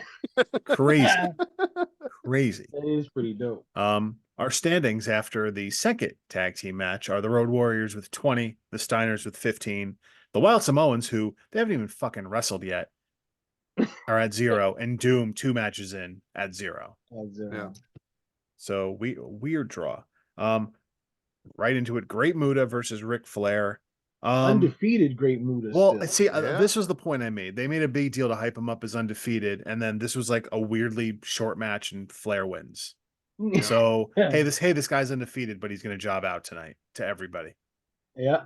I don't know why they picked Muta to be the guy to lose. They could have everybody picked. and They then could have picked promote- someone else. Like, you could have made a bigger deal of him getting his first loss, They didn't. especially since he got another loss later on in the night. Right. Anyway. Hey, this guy's undefeated. Now you've lost Spoiler. three. You've lost 3 times. Yeah, spoiler. Sorry. But But- even Muta's like, he was so graceful. Like seeing Yeah, him he at, was really at that good. young age, like seeing him move, seeing him drop the elbow, seeing him do the handspring. It was just like I could see why like I was maybe 4 years old when this happened. So I could see why I'd be captivated by him doing that. The face paint, this mist, all that shit was so dope. Yeah. Yeah. But yeah, still, I thought that was Definitely just shitted on crazy him. weird. Yeah, because it was a quick match. Yeah, that's what that was, because I'm like, oh, I mean, I'm like, so far all these matches have pretty much gone a decent length, and yeah, all the hype for he's undefeated, and it's gone. Yeah. And it's gone. And it's gone. Flair with 20 points, Luger with 20 points, Great Muta and Sting have 0. That's where we stand. See if I didn't write this down, I'd have no fucking clue where we were at. Right. We would have Like, not even for watching, just talking about this after the fact, I'd be like, yeah, I don't know. And then I just got pissed at the draw because now the next tag match is the Steiners against the Road Warriors, and I'm like, so the Wild Samoans still have not wrestled, Yeah. while everybody else in this tournament has 2 matches. So I was like, I don't. It's the luck of the draw. And They this explained is it. another match where I saw the entrances and I'm like, these 4 dudes gonna beat the shit out of each other. Oh my Yeah, they god. did. Like Not potatoes lying. for everybody. Not lying. Yeah. I will say, out of all the matches on this card, like when I thought about this one, I was pretty excited about it. I'm like, wow, Steiners and Road Warriors, this could be fun. How many more it's times their- did they their like? first time? This was their first time ever against each other. Yeah. No kidding. Yeah, because they were Yeah. both faces at the time, and like, you know, Oh, that's they were- true. Yeah. And then That we wasn't almost a thing. lost Hawk from Scott Steiner when he belly to bellies him off the Yeah. second Oh rope. my god. Fucking Good killed God. I thought that too. I was just like, man, that was close. That was scary looking. dangerous. Yep. But yeah, that was a good match. They again beat the shit out of each other. It was great. Like, Yeah. for that. I liked the pin where Steiner just sort of like snuck his shoulder up at the end, Yeah. and then like Hawk thinking he got it, but sorry, pal, all your shoulders were down. Sorry, So the Steiners are in a good spot here. 35 points. Yeah. Road Warriors with 20. Everyone else 0. But still, the Samoans 0 matches. I'd be in a shoot tournament. I would like that though, because then I know exactly what I need to do in my matches with most of the other shit decided. Yep. In a shoot, if this was like a Yeah. shoot style tournament, I'd be like, oh, okay, now all right, I know what I have to do now. I need 35 points in 3 matches, including beating the Steiners if I can, so they get nothing. Or you want that lucky draw. Let everybody else get beat up first. Oh yeah, no, it was a great job.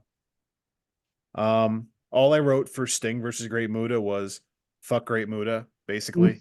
Sting wins. I got the 4-year-old marking me was the face paint, the colors. Yeah. That's a fucking ninja. The other guy's a surfer. I'm sure I was in it, bro.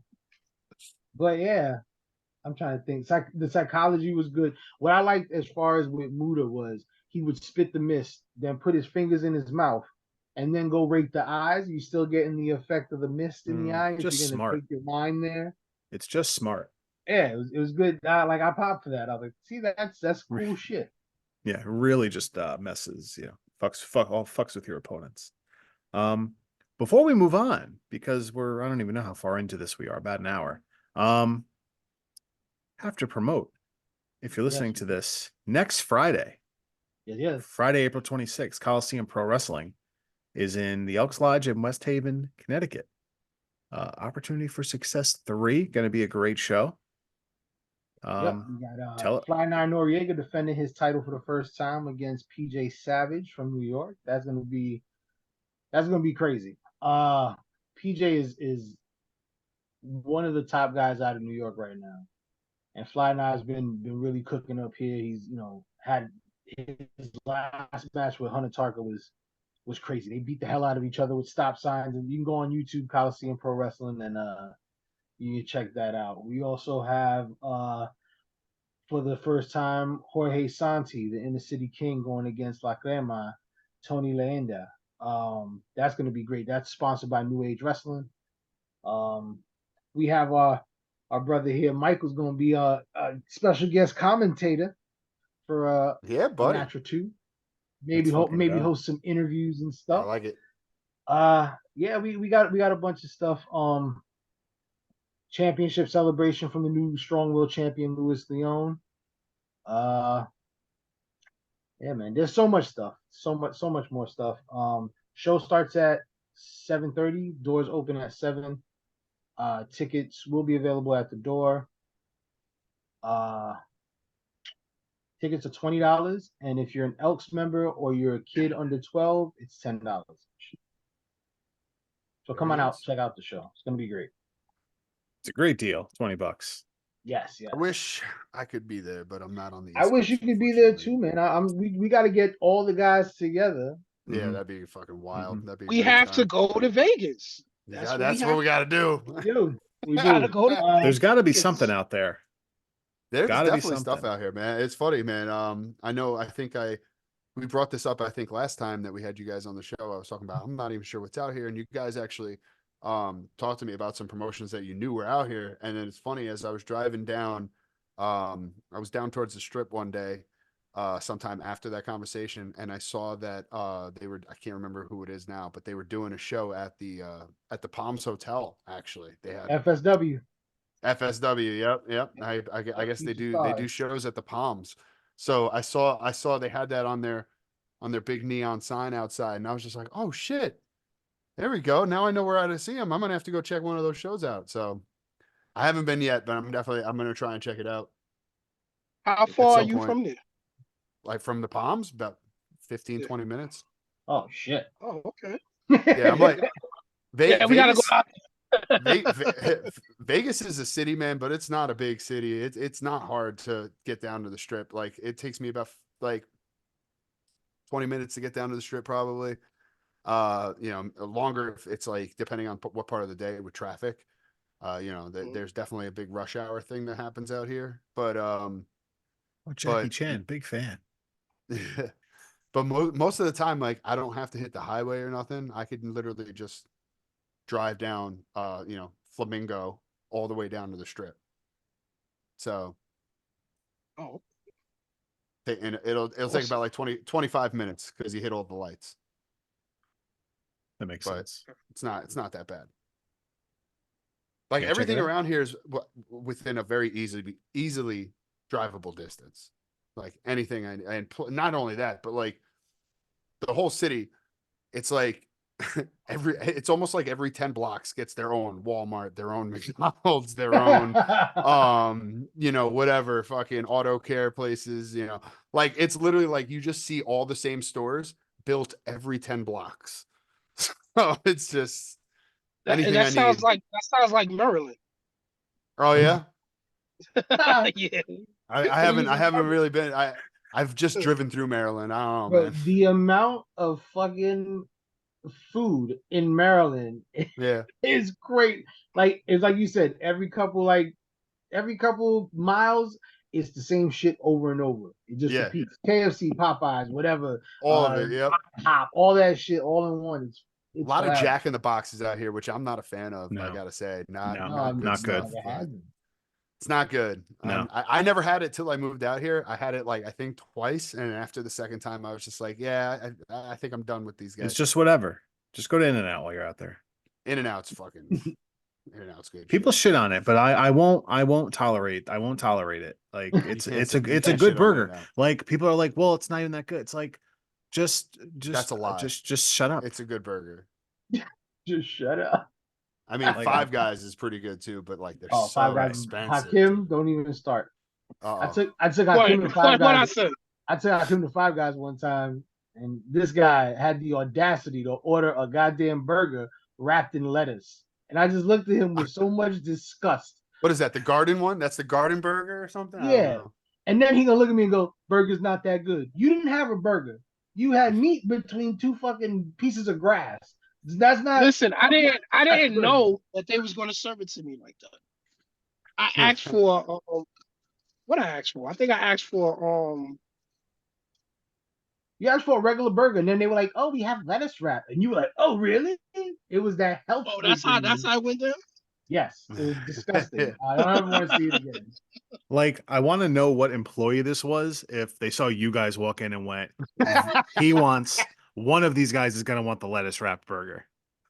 I'm pretty sure they saw the disgust on my face, like lettuce. That's not how this is done, sir. Like, Then and go look at me. I'd say the same for myself. Like if I I walked was gonna into say this, that'd be like if me and you walked into Yes, Five I Guys can- and they were just like, he wants. I know what you guys are looking for. He wants the lettuce wrapped burger for sure. Yeah. No, I'll admit the same about myself. No issue with that, but it's just very funny. I'm like, I wouldn't expect like As soon as you said that, I just thought of literally me and you doing the same thing. Like that's the first image that popped in my head. But it's just like, yeah, it'd be like us. yeah. I couldn't believe my ears. Lettuce wrap. Oh, if he wasn't driving, I'd have pushed him into traffic. That's how offended I was. Oh. You do have to do it proper if you're gonna go there, I will say. Yeah. The first time, at least, yeah, and then you can go and Then you just could venture go. off. Right. Yeah. I wasn't that impressed. Cajun fries though, come on. The Cajun fries are where it's at. Cajun fries. I don't think I got that. I don't think I got the Oh. Cajun from. No, Ah, you had a few of my Cajun fries and was like, those are too hot. Oh man. Fucking Goldilocks. That's what he is. He's Goldilocks. He is either too hot. The bun has too many this. Like, come on, bro. I'm not into spicy food. Anyway, back to Future Shock because Yes. this let's get this back on conversation's topic. upsetting me again. Did you want to spend 3 hours talking about burgers? Because I mean, I could. That should be our other show. We should just have these guys on and we'll just all four of us will just talk about food every week. Okay. Fine. Where the hell were we? Match number 7, Wild Samoans and Doom. And Doom's ready to just get the fuck out of here. They know they lost. Doom's At not least- feeling great right now. I thought that when they came out, but they surprisingly enough were still with it for this match. And again, Wild Samoan's first match. My other takeaway is accompanied to the ring by fake Lou Albano was Yeah. one of my first takeaways. They called him like Humperdinck. 8 fucking things. They're like, yeah, Humperdinck, the big kahuna.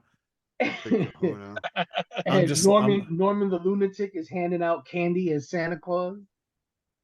I caught that. I didn't like I feel like the cameras missed it at a certain point because they were like, oh, Yeah. Santa's here. And I'm like, okay, he's like here in the crowd, but that was it. So I missed Yeah, I any didn't of it. understand what was happening with that. Yeah. They were just like, oh, Santa Claus is here. I'm like, well, that kind of makes sense. Starrcade is around Christmas time, so It's in sure. December, yeah. But You know who else Norman the Lunatic wrestled under, right? Well, the name he had? I do. I don't. Please tell me. Bastion Booger. Fuck. Oh shit, Nash Jesus. Booger. Man. What a gimmick that was. Wow. Holy fuck. That was something. God, I was gonna if say anybody, Friar Chuck. if Remember anyone Yeah. criticizes what wrestling is now, I would tell them to go watch 94, 95 WWF because it's fucking terrible. Like they'll admit that too, that it's just bad. But if you think it's bad now, please go back in time and go watch 30 years ago. The occupation era. Ugh, Everybody had a job. fucking plumber, the goon, Duke the Dumpster Duke, Drosy. fuck yeah. But it was like Barbie. Barbie got she got a degree in everything. She got a job everywhere. Fucking burgers. She's a doctor. She's a vet. Yeah. Just and then, yeah, or go watch the gimmick battle royal from WrestleMania X7. That'll kind of sum it up too. That was a good time though. And that was That was a good time. But if you need a refresher on those mid '90s job the gimmicks, bushwhackers, the they're Mounties. all in there. Yeah. Oh man. Loved the finish to this match, by the way, just because everyone was sort of knocked out, and then you just had like the manager shoving the wrestler onto the other and then getting the pin. Thought that was a great finish. The Wild Samoans were losing fucking braids with every whip to the ropes, with every bump, there's more braids flying all over the ring. I was like, damn. It's but yeah, it was cool. It's just funny because I'm like, because what you had obviously Fatu in there as one of them, who of course Rikishi. Very funny watching the progression of how it went from that to just ass. I'm gonna put my ass in your face by a decade later. So, but you know, again, whatever. I've never met a Samoan that can't fucking move. Oh, they were getting to it. Like they were really on their shit. People forget sometimes, you know, Yokozuna's part of the family. Yokozuna was a Samoan, and that dude was throwing super kicks and going off the turnbuckle. Oh yeah, 93 and like prior and stuff. Yeah, like before 94. he gained all the weight, especially like before he got bigger. But yeah, I don't think I've seen one Samoan that can't work. I couldn't name one. Even like what's his name? Umanga. He fucking awesome. There was like one dude on the indies. I'm like blanking on his name. Lance something. Lance and Hawaii. Yes. Even him, who he's not really signed by anybody. Even just the couple matches I saw in the indies, I'm like, this dude can move just like them. So you're truly not wrong. I'm trying to think of like someone in that family that's like not in one of the companies, and he's the only one I can think of. Even the ones that weren't great are better than most average guys. Like they're still better. Yeah. That whole family is just wrestling. The Fatus and the Anoais. Yep. That's all they know. That's all they know is wrestling. I keep forgetting to Google that when The Rock put that image on the screen of like the whole family tree. I like keep forgetting to like look that up and like actually go through like each like thing, just how fucking deep that whole family, the whole bloodline is. It's just as confusing as you think it is. Of course, even looking at it in your face, you're still like, I don't know how the fuck any of this works. Yep. Nope. Started here, and now it's just blown the hell up. Wild Samoans wins, so they're in this thing. Doom 0 points. They're done. They just wrestled their third match. Steiners 35 points. Road Warriors and Samoans, Wild Samoans tied at 20. So Steiners still in the lead here, but a lot of shit left to go. Lex Luger versus Ric Flair. This is my favorite match so far in this tournament. Good one. I like that it went again. This is what I meant by we're just giving everybody a taste. We're giving everybody these two guys going 15 minutes, even though they could probably go hell of a lot longer. Again, that was I think that is something like this would be like my main criticism of this whole show just being these tournaments of, especially the world champ versus the US champ, which that could have, that could have just been the main event or something. Like I don't know. I don't know, a title for title, what I don't know what they could have done with it, but seeing them just get a taste, it feels like this. And I think, you said it, you said it before WrestleMania 4, everyone's doing like house show matches. It sort of has that feel to this of like just a taste. Don't give too much. We'll do in this match in the future. Just kind of do your thing. They go 15 minutes. They do a draw. Love this for the tournament style, by the way, just because, of how they're booking the points and stuff. 5 points each for a draw.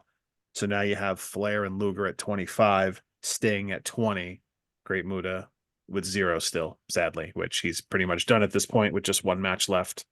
But again, liked this match a lot. Now that the tournament's really moving forward, we're creeping towards the end. All these points matter. You're seeing it in the matches more now that we're getting towards the end. And again, I know that that's what the build for this was, but finally starting to see it play out when we're creeping towards 2 hours into the show is nice to see.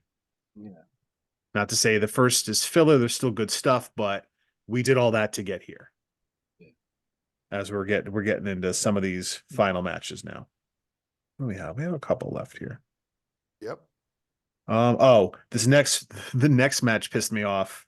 So Wild Samoans against the Steiners. This one. So look again, 2 team beat the fuck out of each other.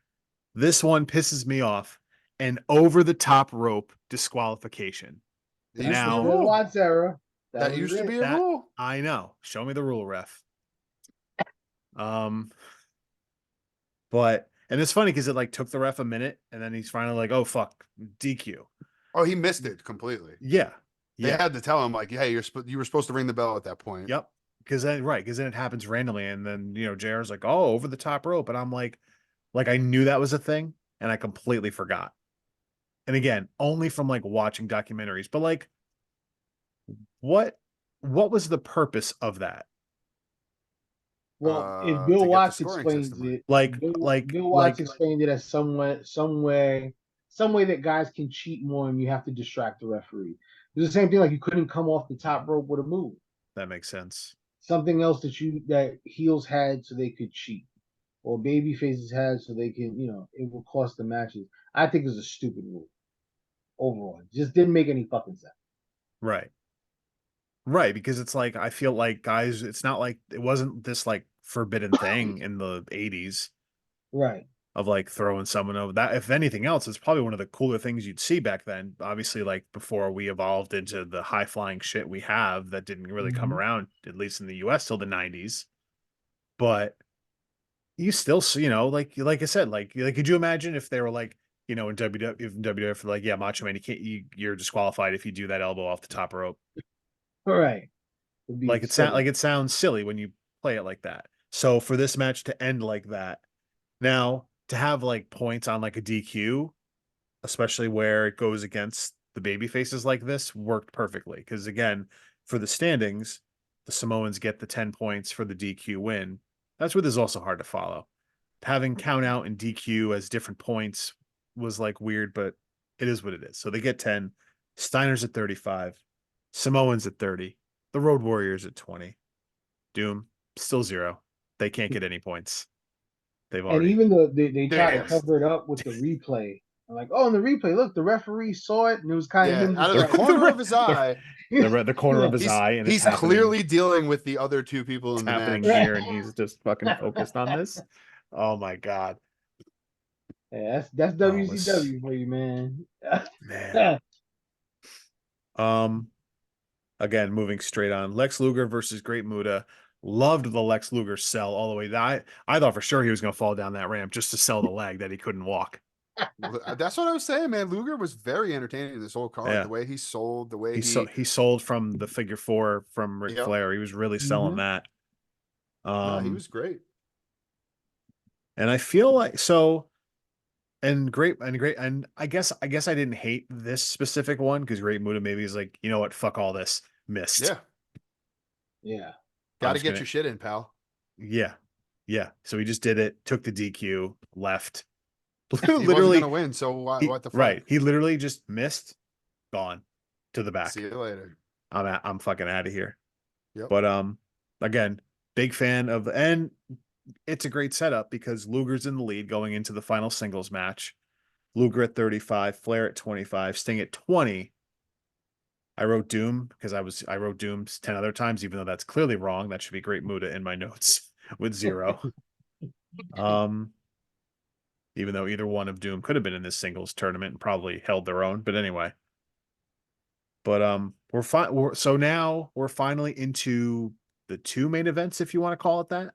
Yep. The The Road Warriors and the Wild Samoans. So again, love the psychology to set this up of the Road Warriors have to get a pinfall or a submission or they cannot win this tournament. Yep. So if nothing else for this, I like that they can at least head into this match of listen, all these fucking points were hard to keep track, but throw that all out because here's what needs to happen. This is all you have to focus on now. Yep. Yeah. And of course they figured out an on-screen graphic now instead of when we needed it 10 other times throughout the night. This match was terrible, bro. I was so upset with this match. They were just botching moves left and right. Yep. At least it didn't go on last. It was like the Which it Road wouldn't Warriors were like, I'm tired of fucking moving. We did what we did. Like, Yeah. let's get it over with. It feels like they all went to the management and be like, can you please book more people next year? I'm tired. Right. I'm so fucking tired. Why'd you make us do this 3 times? Considering that I've been put in a spot like this before, and you know, I'm sure you guys have too. Like, have you guys ever worked a show where you've had to do multiple matches in a night? Because if you have, I mean, I'm sure you guys could attest to it. At least in my own experience, it's tough when you come back after working a match. You're already feeling kind of sore, but then that adrenaline goes down, and now you're just chilling in the back and you're relaxing. You're chopping it up with the boys, and now all of a sudden you got to get warmed up to go again. Mm-hmm. Dude, it's not fun. And it's not fun when you go back out there and you gotta work people that can't work. Yeah. That's exactly what it was like. Jesus Christ. Like, yeah, at least give me a workable match if I'm gonna go back out there. At least give me something good. Yeah, I felt like at this point the Wild Samoans were like, hey, you know, this is what, like our second match, third match. Road Warriors was like, all right, like let's get to the fucking finish and get out of here. I want to drink. That's exactly what. And I think this is the one where you said where the entrance is, where Wild Samoans are there, and then LOD is just like they're up there, be like they're like, come on, you bro. See the Wild Samoans walking, the War Warriors just standing there, pop waiting up on the platform. Yeah, they waited for the music to switch too. I was like, it isn't even like there's no music, it's just you're just getting up there to walk. It's like, no, we're waiting for our shit. Yeah, very funny. It was again. Not someone to be like, just hold up, stop, just don't walk yet. Just stop. Yeah, not my favorite for a final. As a tag, I would have preferred probably the Samoans and the Steiners. That would have been a better. Yeah, but listen, LOD gets the pin. They win the tournament. It's LOD fucking did it again. The Road Warriors. Whatever, then there'll be a fucking WWE 98 thing we'll watch, and I'll fucking say Road Warriors. No, that's the Legion of Doom. Get it right. Fuck. So yeah, Road Warriors win. They win the tournament. What did they win? Did they win like a title match? Because the Steiners. What if the Steiners won as a tag champs? Yeah, no, I don't. They didn't even specify what you want. I guess you just bragging rights. I guess bragging rights. Yeah. Oh, fuck that! I want something. I don't give a shit about bragging rights. Well, they was gone shortly after this though. They was heading to the World Wrestling Federation after this. That's true. Then I'm surprised they went over, unless they didn't know they were going to leave. Because it is true seeing like these teams. Because like I guess this is 89. I forget when the Steiners were over in WWF. I know WrestleMania. 93. I was gonna say because they're on WrestleMania 9, so I guess it's a few years for them. But yeah, it's like pretty much. I guess not everybody, but no, because eventually everyone ends up over there. I know Ron Simmons goes over there eventually. Nation of Domination in Damn. the So mid '90s. Yeah, damn. it, it was what LOD was there, what, SummerSlam 90, right? That's when they showed up. Oh, so that was quick. See, I forgot all about that. Mm-hmm. Yep. It was 90 or 91? No, 90. 90, right? Whether yeah. So then 8 months and 7 months later, they're out of there Yeah. after winning the big Starrcade tournament. Then they're out of there. Yeah. Well, nah, they was out of there sooner. They went to Japan for a while and then went to No kidding. WWF. Yeah. Well, then I guess They I won't. I still don't know. I don't even. I can't Because even they say. did actually, the last pay-per-view they did was the Capital Combat 90, whatever month that was. In DC. Capital Combat 90. I'm trying to remember who They won the were. poster for that. Yeah. That was their last pay-per-view. So whenever that was, Capital Combat 90, that was their last pay-per-view. Then they went to Japan for a while, and then they was off back into the World Wrestling Federation. Yeah, you're right. They're on the poster. May 19th, 1990. Oh, okay. Yep. That sounds right. Well, SummerSlam's only like 2 months later than that. So how Yeah, much in time did they August. really Exactly. spend in Japan? They Oh, weren't in when Japan did- It very wasn't- long then. Nah, This not is- long. So this is also funny. So was this entire thing this when RoboCop showed up? Yeah. Yeah. Because Yeah. Talk Holy- about fucking WCW Oh my being God. WCW. Fucking RoboCop. That should be the next show we talk about. Capital Combat 90. oh my Oh my god. god. Oh Listen, if my you're God. gonna make me watch RoboCop. more WCW, I don't know. This was tough. This was tough to get through. Yeah, at least Nah, you you at know least what? have Nah, to you know get to what? like Oh, you know what we should do next? SummerSlam 1990. Let's do that. SummerSlam SummerSlam. 1990. I can Yeah. fuck with that. Yeah. But yeah, because I'm like, oh yes, the Road Warriors. Nope, that then RoboCop is bigger on the poster than the Road Warriors. But RoboCop's a bigger draw. Might be at the time, dude. For them, fuck. I thought RoboCop coming in was like way later than that though, because like unless I'm just got all my shit mixed up with I just must have everything mixed up with WCW. Yeah, What it's else? especially those years. Those years, everything it's like a mess. Yeah, because like oh, maybe I'm thinking. Oh no, I'm thinking of like. Never mind. I'm getting RoboCop and the Yeti screwed up with the oh yeah, the Yeti. Jesus. And then there was like a weird. Then Kiss was on Nitro. So there's just some Kiss weird, Demon. appearances. The Kiss Demon. Fucking just Jeez. weird shit. You want it? Wow, I almost dropped the mic on myself. You want your whole setup's going down. Ah! You talk about like all the terrible 1990s, early 1990s WWF gimmicks. I mean, we could talk about some WCW ones that were pretty I'm fucking sure, yeah. out there as well. Most of them usually involving some kind of corporate sponsorship involved or tie in somewhere, which is wild to me that they did. Either that or So something that they cooked up for Brutus Beefcake, who had like Oh, I was 95% gonna say of either that or something that they stole from another IP completely, like Glacier from fucking who was Mortal basically a Kombat. genuine fucking Mortal Kombat ripoff. So yeah, like WCW did a lot of weird things like that for sure.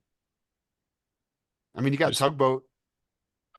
And I mean, that was WWF, but It was. And I had those they brought him over 2000s and made it. No, but they brought him over and made him. Oh my God, Shockmaster. Shockmaster. Yeah, there you go. I can't believe I was drawing a blank on Shockmaster for Christ's sake.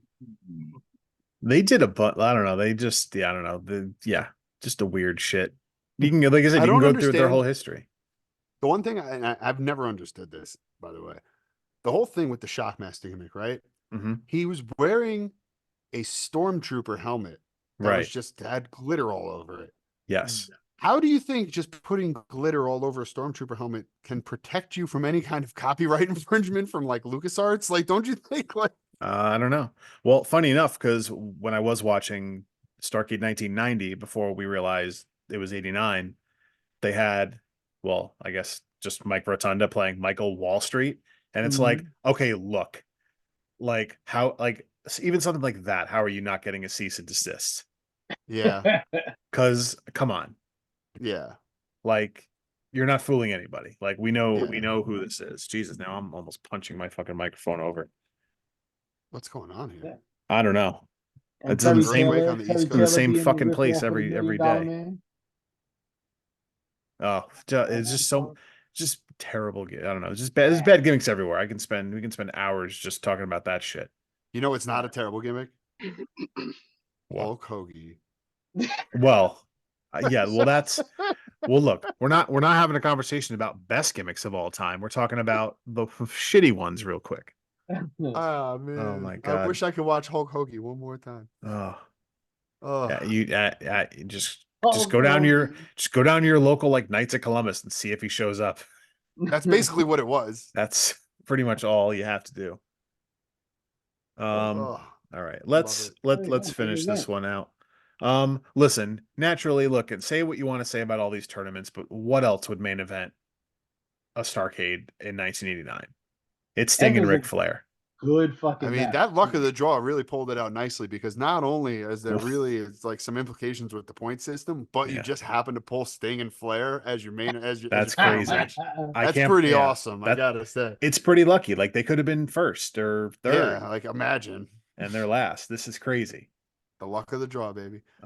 What else? Listen, like it's almost like what else would you expect between these two? Yep. Now I wrote down that if I would, because Lex Luger's clearly a heel here. Like Lex Luger should have just ran down, hit Sting, so Sting gets 10 points for getting disqualified, and then Lex Luger wins with 35 points. That was what went through my head. Of if you're gonna be a heel, and Yeah, but he was hurting, man. His legs were hurting, and he just got misted in his eyes. He probably couldn't see or run. Oh, god damn it. Yeah, I All was right. like- Your fucking logic, dude. God damn it. Couldn't see or run. I'm trying to It was put logic all into fucked it. up. He was You probably taken to a local medical facility. Oh god. You just took my logic and then countered it with even better logic. So fine, you're right. So okay, you're right. They did. I thought the obviously. Oh, there was one sign in the crowd that said "Slick Rick," and I just thought it said "Suck Rick." Suck Rick. For a second, that dude put the L and the I really close together, and some dude's head was Yep. blocking it. So I'm like, this would be funny. Oh, it's Slick Rick, but it was funny for a second. But It almost felt like he had him backwards, like it was supposed to say Rick sucks, but right, exactly, yeah, but like yeah, he and fucked he it messed up, up, or and then you someone, realize, oh, it actually said Slick. Okay. yeah, or someone had like a U and they forgot to hold it up, right? Like I don't know, but I don't know. I thought that was funny at the beginning.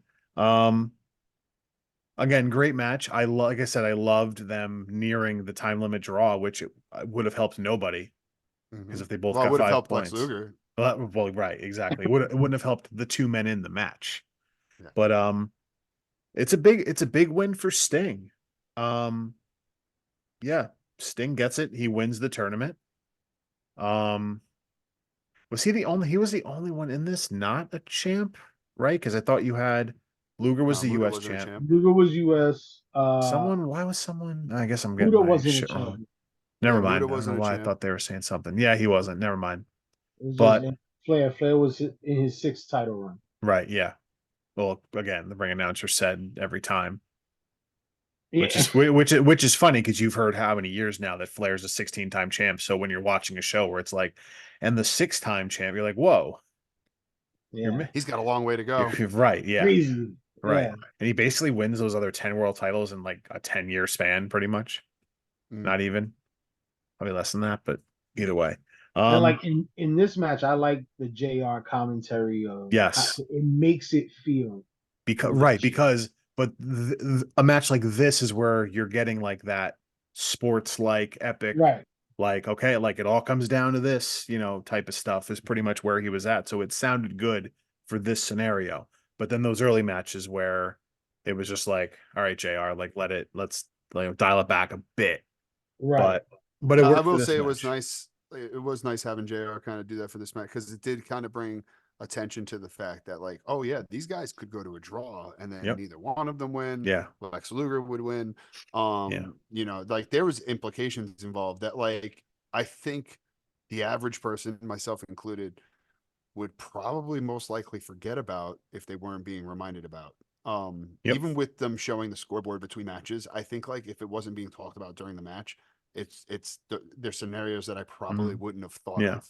I would So love, I like, I think bet that if you was were cool. there, because I said after, going to Mania last week, I was like, yeah, because my wife was like, you're rewatching this, you were there. I'm like, relax, like there's stuff you miss Which when hold on, by the way, was the Snoop Dogg commentary not the most goated part of that entire weekend? I still Like, haven't I still haven't had a chance to rewatch that you haven't specific watched the match. Snoop I haven't Dogg I haven't had a commentary? chance. I had to watch the main event Snoop, over and I Snoop had is to watch great. the Bro, beginning. Snoop, as soon as he got on the mic and started talking, I was just like, oh, my boy is fucking lit already. And they're gonna have him on a hot mic. Yeah. I was like, this could be fun. Yeah. He definitely called the ramp a motherfucker. Like he definitely like I remember him saying that. He's like, these guys are gonna come down this motherfucker. And Yeah. then like, and then quickly, like it got silent because like I'm assuming Michael Cole was probably just like, Yo, chill. It was funny when live when he announced the attendance and he was like, so whatever number 420, and then we look at the screen and we're like, oh, it's not 420. He was just like, okay, I'll say 420. Yeah. Just Probably only three numbers he remembers is 420. at this point, yeah. Oh my god, the best. But so Sting wins. Then I love that the Horsemen come out, but they embrace because I think there's that split second you think, are they just gonna attack them? But they embrace, and then it's just a big clusterfuck at the end. They have Gordon Soley Yeah. to interview the Interviewing Road people? Warriors, but then the credits roll, And and they don't then interview Sting. They only interview the they do, but you can't hear it because they're playing that credits music Yeah. over it instead of just staying on video. Weird. And I They probably remember, ran out of time. Like they were no, yeah, probably oh running yeah, short on time. Like and like if they didn't do yeah. that, they That's weren't never going to do happened the in credits. WCW. That didn't happen again in WCW. Man. But I'm just because I remember they would always roll those like the not wacky credits, but like they would always take like a minute or two to roll like their like real credits instead of just like a little box on the screen like you'd close out the WWE show. Yeah. So I'm like, I don't know, just But that was different because back then those pay-per-views were done by like Turner Movie Classic or whatever the oh hell it yeah, was. yep, So they kind of had to do that. yeah. And I The get it. You average- have to be off the air at a certain point because I think they literally have to rewind the tape to show a replay right after. Right. But all in all, like I think the matches themselves within this show are very good. I think the show as a whole doesn't hold up.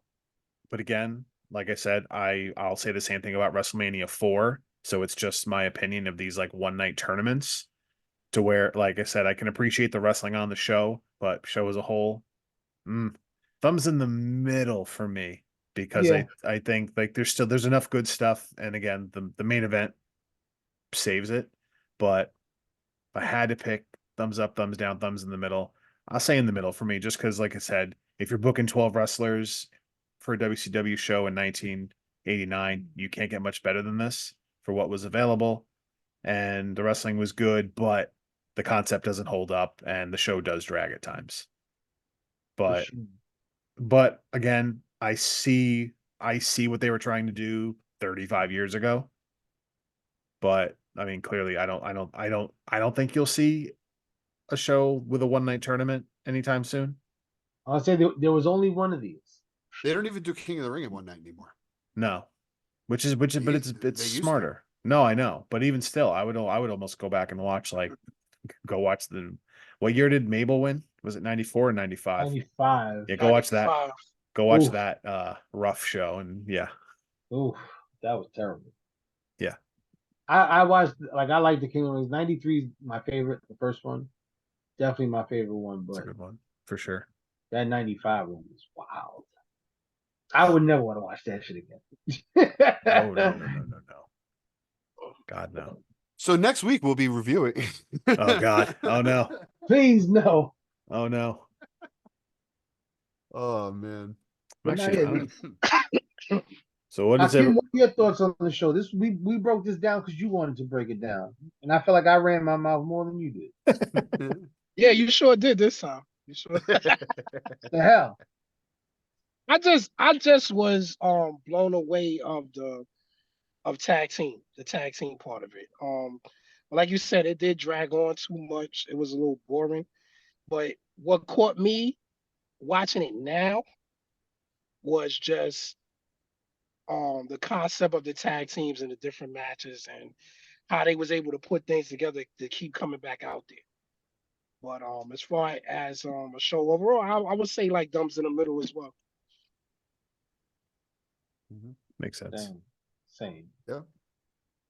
It definitely took me back to like I said, my old school roots. Like immediately, like within the first match, I knew what I was going to be kind of in for, and I was into it because I was just like, this is how I was trained. This is how I was brought into the business.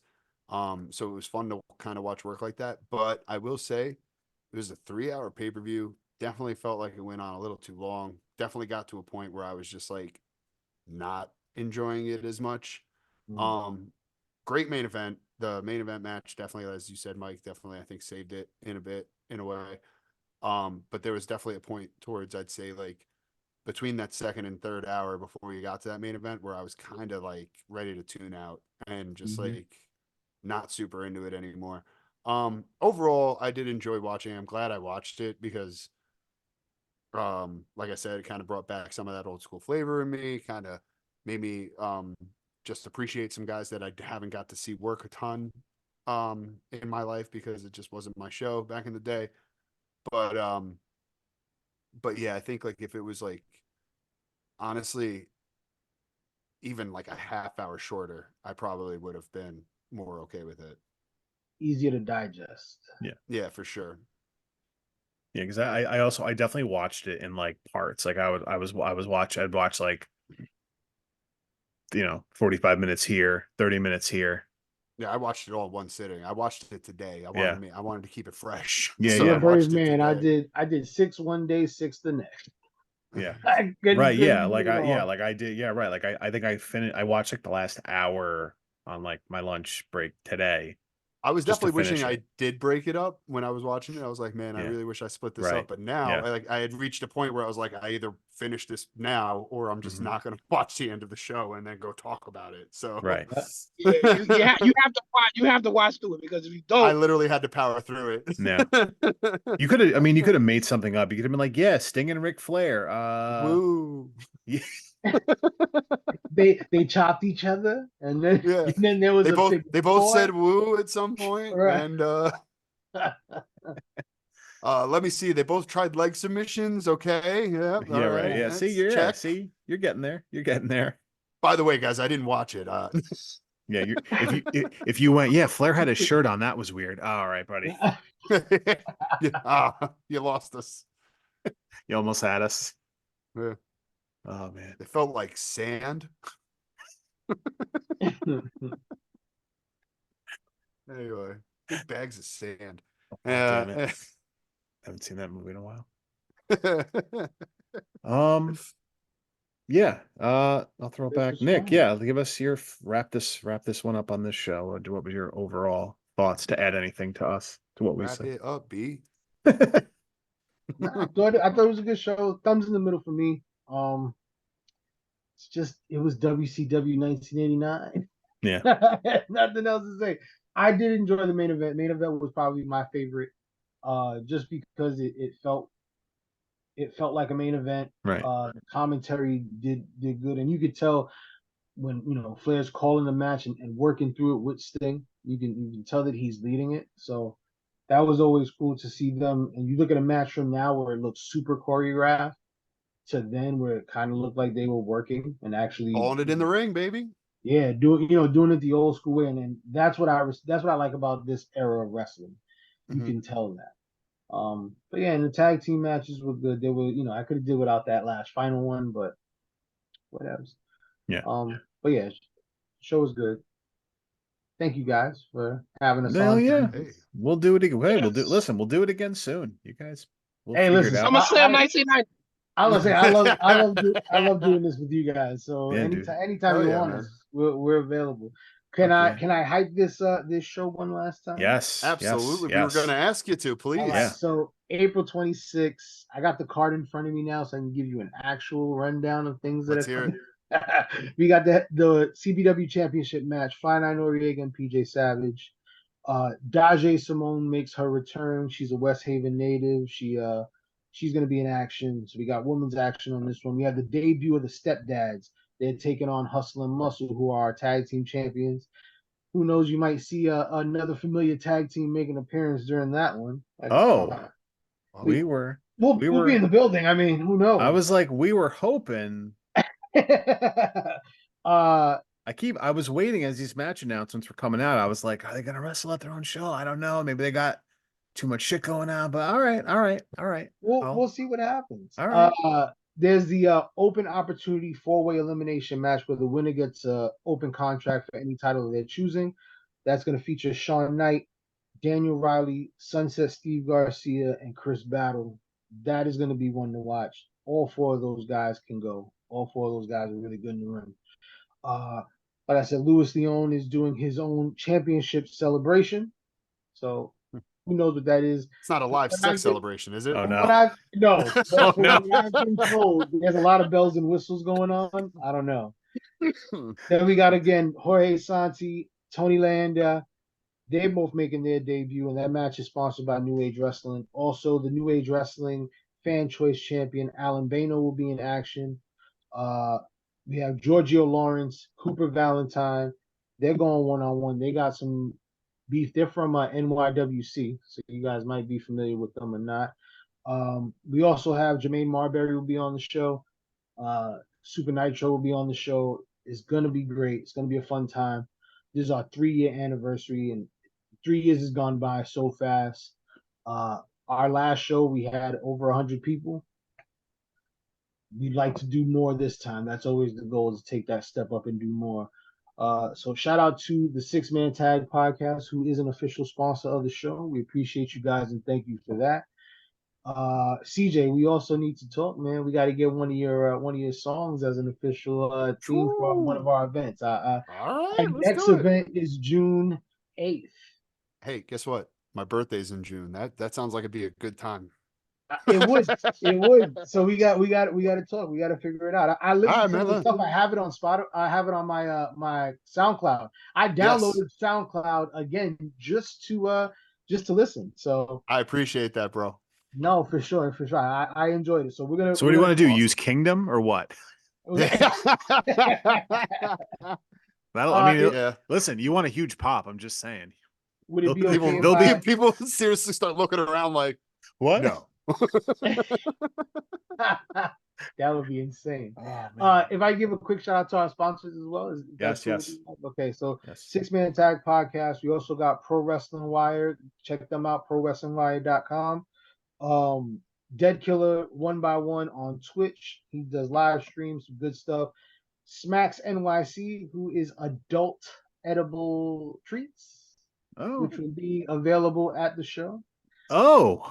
Oh, Mike. Mike's gonna do some Snoop Dogg commentary for you guys. Yes, we have El Hero collectibles, fun toy collectibles. He'll be having action figures on sale. He has WWE, AEW. He's got Star Wars, Power Rangers, everything. Anything you think of toy wise, he's got it. Action figures, All the nerdy stuff. I love it. right? And who else? And New Age Wrestling. Their next event is actually this Saturday coming up. House of Payne will be on that show. We're in 6-man tag action. So check them out. And we have Simply Dynamic Temple, also available on Twitch. They do streaming. Thank all of you guys, especially you guys here for believing in us and sponsoring us, man. We truly appreciate it. Absolutely, dude. I guess just tell the people where to find Coliseum Pro Wrestling, so they can go find it right now. All right. On Facebook, we're at Coliseum Pro Wrestling. Actually, Coliseum Pro Wrestling across the board. Instagram, Coliseum Pro Wrestling. Facebook, Coliseum Pro Wrestling. And on Twitter, we're at Coliseum Pro _CPW. YouTube as well. Go watch the stuff for YouTube, yourself. Coliseum Pro Wrestling. Yeah, check it out. We have all our past events are up there from over the last 3 years. Full matches. We have, our hype videos. We have everything. So yeah, check it out. Yeah. Like, subscribe, follow, not only Mhm. to us, but to our sponsors as well. Make sure you Yeah. follow them across all their social media platforms. Yes. And forgive me, checking out one of the matches I checked out on the YouTube page. I'm terrible at names, so I'm blanking on his name, but he was booked as from the Bronx and he came out wearing Met stuff and his entrance music was Narco. And I'm like, just the perfect cheap heat guy right here. Jared Diaz is his name. That is Yes. the New Age Wrestling Junior Heavyweight Champion. Okay. So I'm just like instant. I mean, like just instant, like, hey guys, I'm from the Bronx. Here's all this Met shit that I'm throwing at you. Brilliant. Super Yeah. simple for this area. Yeah, no, for sure. He's incredible. He actually just did a tour of the UK. Yeah, good. Oh, nice. Damn Came back. nice. He's going back again. I think in the next few months he'll be back out there. Nice. Sick. Yeah, man. Again, happy to have you guys on. Yeah. I hope this is the first of many, so we can make this happen. I'm excited to have you come and do some commentary, man. Look, I don't know what to expect out of myself. Like, Just I keep him might, away from the edibles until after he does his I mean, match. this is yes. I mean, you're right. Yes, but like, part of me is just like, am I just gonna? I'm just gonna put the headset on and then just go. Oh fuck! How do I talk? What do I do? You'll be Nah, fine. listen, You got it. You know what you're you'll be doing. fine. You have I'm gonna start. fun. I'm just gonna botch everything. I'm like, oh god, that's I just forget every simple You're just move. gonna Mike Adamley the whole thing. Oh no. Listen, your commentary partner, Rick Del Santo, that's the voice of our commentary team. He'll keep you on track. Yeah, that's fair. You're in very good hands. He's gonna be like, yeah. So how long you been doing this? Today. You can tell him today. 20 minutes. Never. How long have I been sitting here? That's Yeah, right. And then yeah, and even like I'll just man, you have to make me do a live interview, so I go, oh fuck, do it again.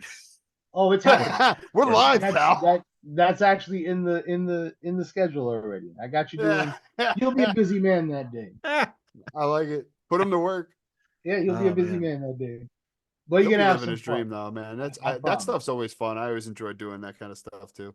Oh yeah, no, Like I've done commentary, I've done ring announcing, I've done like a lot more than just wrestling. It's all fun. Yeah. You got to do every part of it. If you love it, you don't care what you're doing. Yeah. You'll do something. Yeah, you just want to be involved. Yeah. My version of bring my gear is I'll just pack all this shit up and just be like, oh, just in case, let me have it. But yeah, no, it'll be great. I'm looking I'm excited. This is gonna be a good show. Everyone come out. Like I said, we've said it. Support your local indie wrestling because listen, the people that are gonna be in WWE in 10 years time or however long, you never know where they start at places like this. So I just said at the beginning of our show, I saw the current WWE World Heavyweight Champion. The first match I ever saw him in was an indie match in Southern New Jersey. Mhm. All right. Yeah. That's the way to go see it. So you never know. And I mean, and that's one thing that we do pride ourselves on is we do have some of the best young talent. A lot of these guys have been in the business a few years, and they're just like they get better and better with every outing. They get better and better with every match. So I mean, guys like Jermaine Marbury, guys like Louis Leon and Sunset Steve and Sean Knight, that you will not be disappointed. Come to the show, check it out. $20, $10 if you're under 12. But just if you're listening to this under 12, sorry for the naughty language. I don't know. Yeah, well, that's their parents' fault. I'm not sorry. I'm not sorry. It's got the little parents' fault. It's got the little E next to it on the podcast feeds for explicit. We are explicit on this show. I do write I write not for kids on YouTube when I click that when I upload. Yeah. So I hope this doesn't get past the YouTube kids filter. Listen, if they're gonna hear it, they might as well hear it here where we use all those bad words correctly. That's true. And in the proper context. That's true. Learning it right. Unlike whatever these kids are saying now. Bronies. I guess let's plug our shit out here. Let's wrap it up, B. Six man tag podcast on Facebook, on Instagram, on YouTube, Apple Podcasts, Spotify. Just Six Man Tag on Twitter, X, whatever. And I'm terrible at social media. And shout out to the Coliseum Pro Wrestling page for posting that we did a podcast for WrestleMania, because my lazy ass would get caught up with shit and then forget, because as stated on here, I'm terrible at social media. So shout out for that. But yeah, follow us on all that. And yes, it's the number 6, not the word 6. I don't know how many times I have to tell everybody this, but please don't spell the word 6 when you're looking for us, because that's not us, and you're wrong. And you're wrong. You're just And wrong. you're wrong. I've run out of insults to call those people that do it, the fake people that hypothetically look up our show wrong. Humanoids is my favorite. Oh, Yeah, CJ, tell us where to find you, because oh boy. the Well- are the poker streams up yet? No, I haven't started yet. Okay. I got like all the software ready to go. I Yeah, just yeah. haven't hit record and play yet. Mhm. Like it's just, I don't know, man. It's just that one bridge of like, you just got to do it, right? Gotta- Like, and I gotta just take the haven't leap. done it yet. And I just haven't yet. But I will. But in the meantime, you want to check out any of those songs that Nick was just mentioning before, you could check out my music at soundcloud.com/the Paperweight Project. Little paper crane logo, looks just like that. There, I'm gonna take a sip now. Ready? It's good water. I don't make the water, but I do make the music. So go check it out, soundcloud.com/the Paperweight Project. Follow me on Kick at Paperweight, spelled paper W the number 8. See, it's kind of a theme that we have here. We use the numbers instead of spelling it all out for you. So Tell 'em. paper W8 at kick.com, as well as on Twitter or X, whatever you prefer to call it. If you want to follow me and some poker highlights specifically, because that's going to be more poker based, that Twitter account, it's going to be at Paperweight Poker, which spelled the same way, paper W8 Poker at x.com. So you can check all that stuff out for any of my stuff and see what I'm up to, either poker wise or music wise. There's all your socials there. So Good you can shit. see it. I'm following. I don't know if it's Yeah. close enough to see, but it's there. I saw. I'm No, following. I got my little alert when you started following me, and Oh, I was just like, awesome. "That's my boy." There we go. One thing I forgot to plug, Coliseum Pro Wrestling Shop.com. Get some merchandise. We got hoodies, we got t-shirts, we got shorts, we got slippers, we got all that shit. If you Pick can one think up. of it, they can make it. They fucking make it. Yeah. Yeah, right. You want it, we got it. Sweatpants, all that jazz. But yeah, thank you guys. I'll have stickers available if anyone would like I them. still at the, don't have I one. know. I did just order more, so when I get the new I have a shipment, bunch I'll of send stickers them on to my you. laptop, bro. I need I one know, for I my know, laptop. I know, I know. But And I my will guitar have case. I will have stickers at Coliseum Pro Wrestling Show. Just say, hey, can I get one? And I'll say, okay. We just ask that you follow us somewhere. Is all. Absolutely. Um, Follow them But yeah. everywhere. but yeah, I'll have stickers, so I'll be handing those out. So yeah, good shit. This was fun. It was fun because whenever we do this, I feel like it's usually a show that I've seen before and it's revisiting. But to have this one be just, well, I've never seen this show at all. So it made for an interesting watch, something I haven't seen before versus reliving something in the past. Not sure if I've seen SummerSlam 1990, but if that's what we do the next time we do this, then I'm excited for it. Hell Way yeah. easier to get through. I'll tell you that much. Well, you're probably right. But this was good shit, man. Thank you, guys. Thanks for the suggestion. It was fun, not the best show, but still a fun watch. Fun to do this. Like I said, this is why we do. This is why this is what this podcast is we go through this old shit. So hey, if someone listens to this episode in a year, this current wrestling show is not coming up anymore. But thank you for listening and check it out for shows that are happening. But yeah, again, that's why we do this. These shows, you can listen to this in a year and cool, it's still relevant. That's why we do this. But good shit today. Appreciate you guys as always. We'll have you next time. You as well. Thank you so Um, much, guys. we'll have you sooner than later. We got all our plugs out. Let's get out of here. Yeah, we're at like over 2 hours. Let's get the hell out of here. This is great Wrap it though. up. For Kim and Nick, the House of Payne. For CJ, I'm Mike. Hey, So- until next time. Peace out, everybody. Bye Peace for now. out.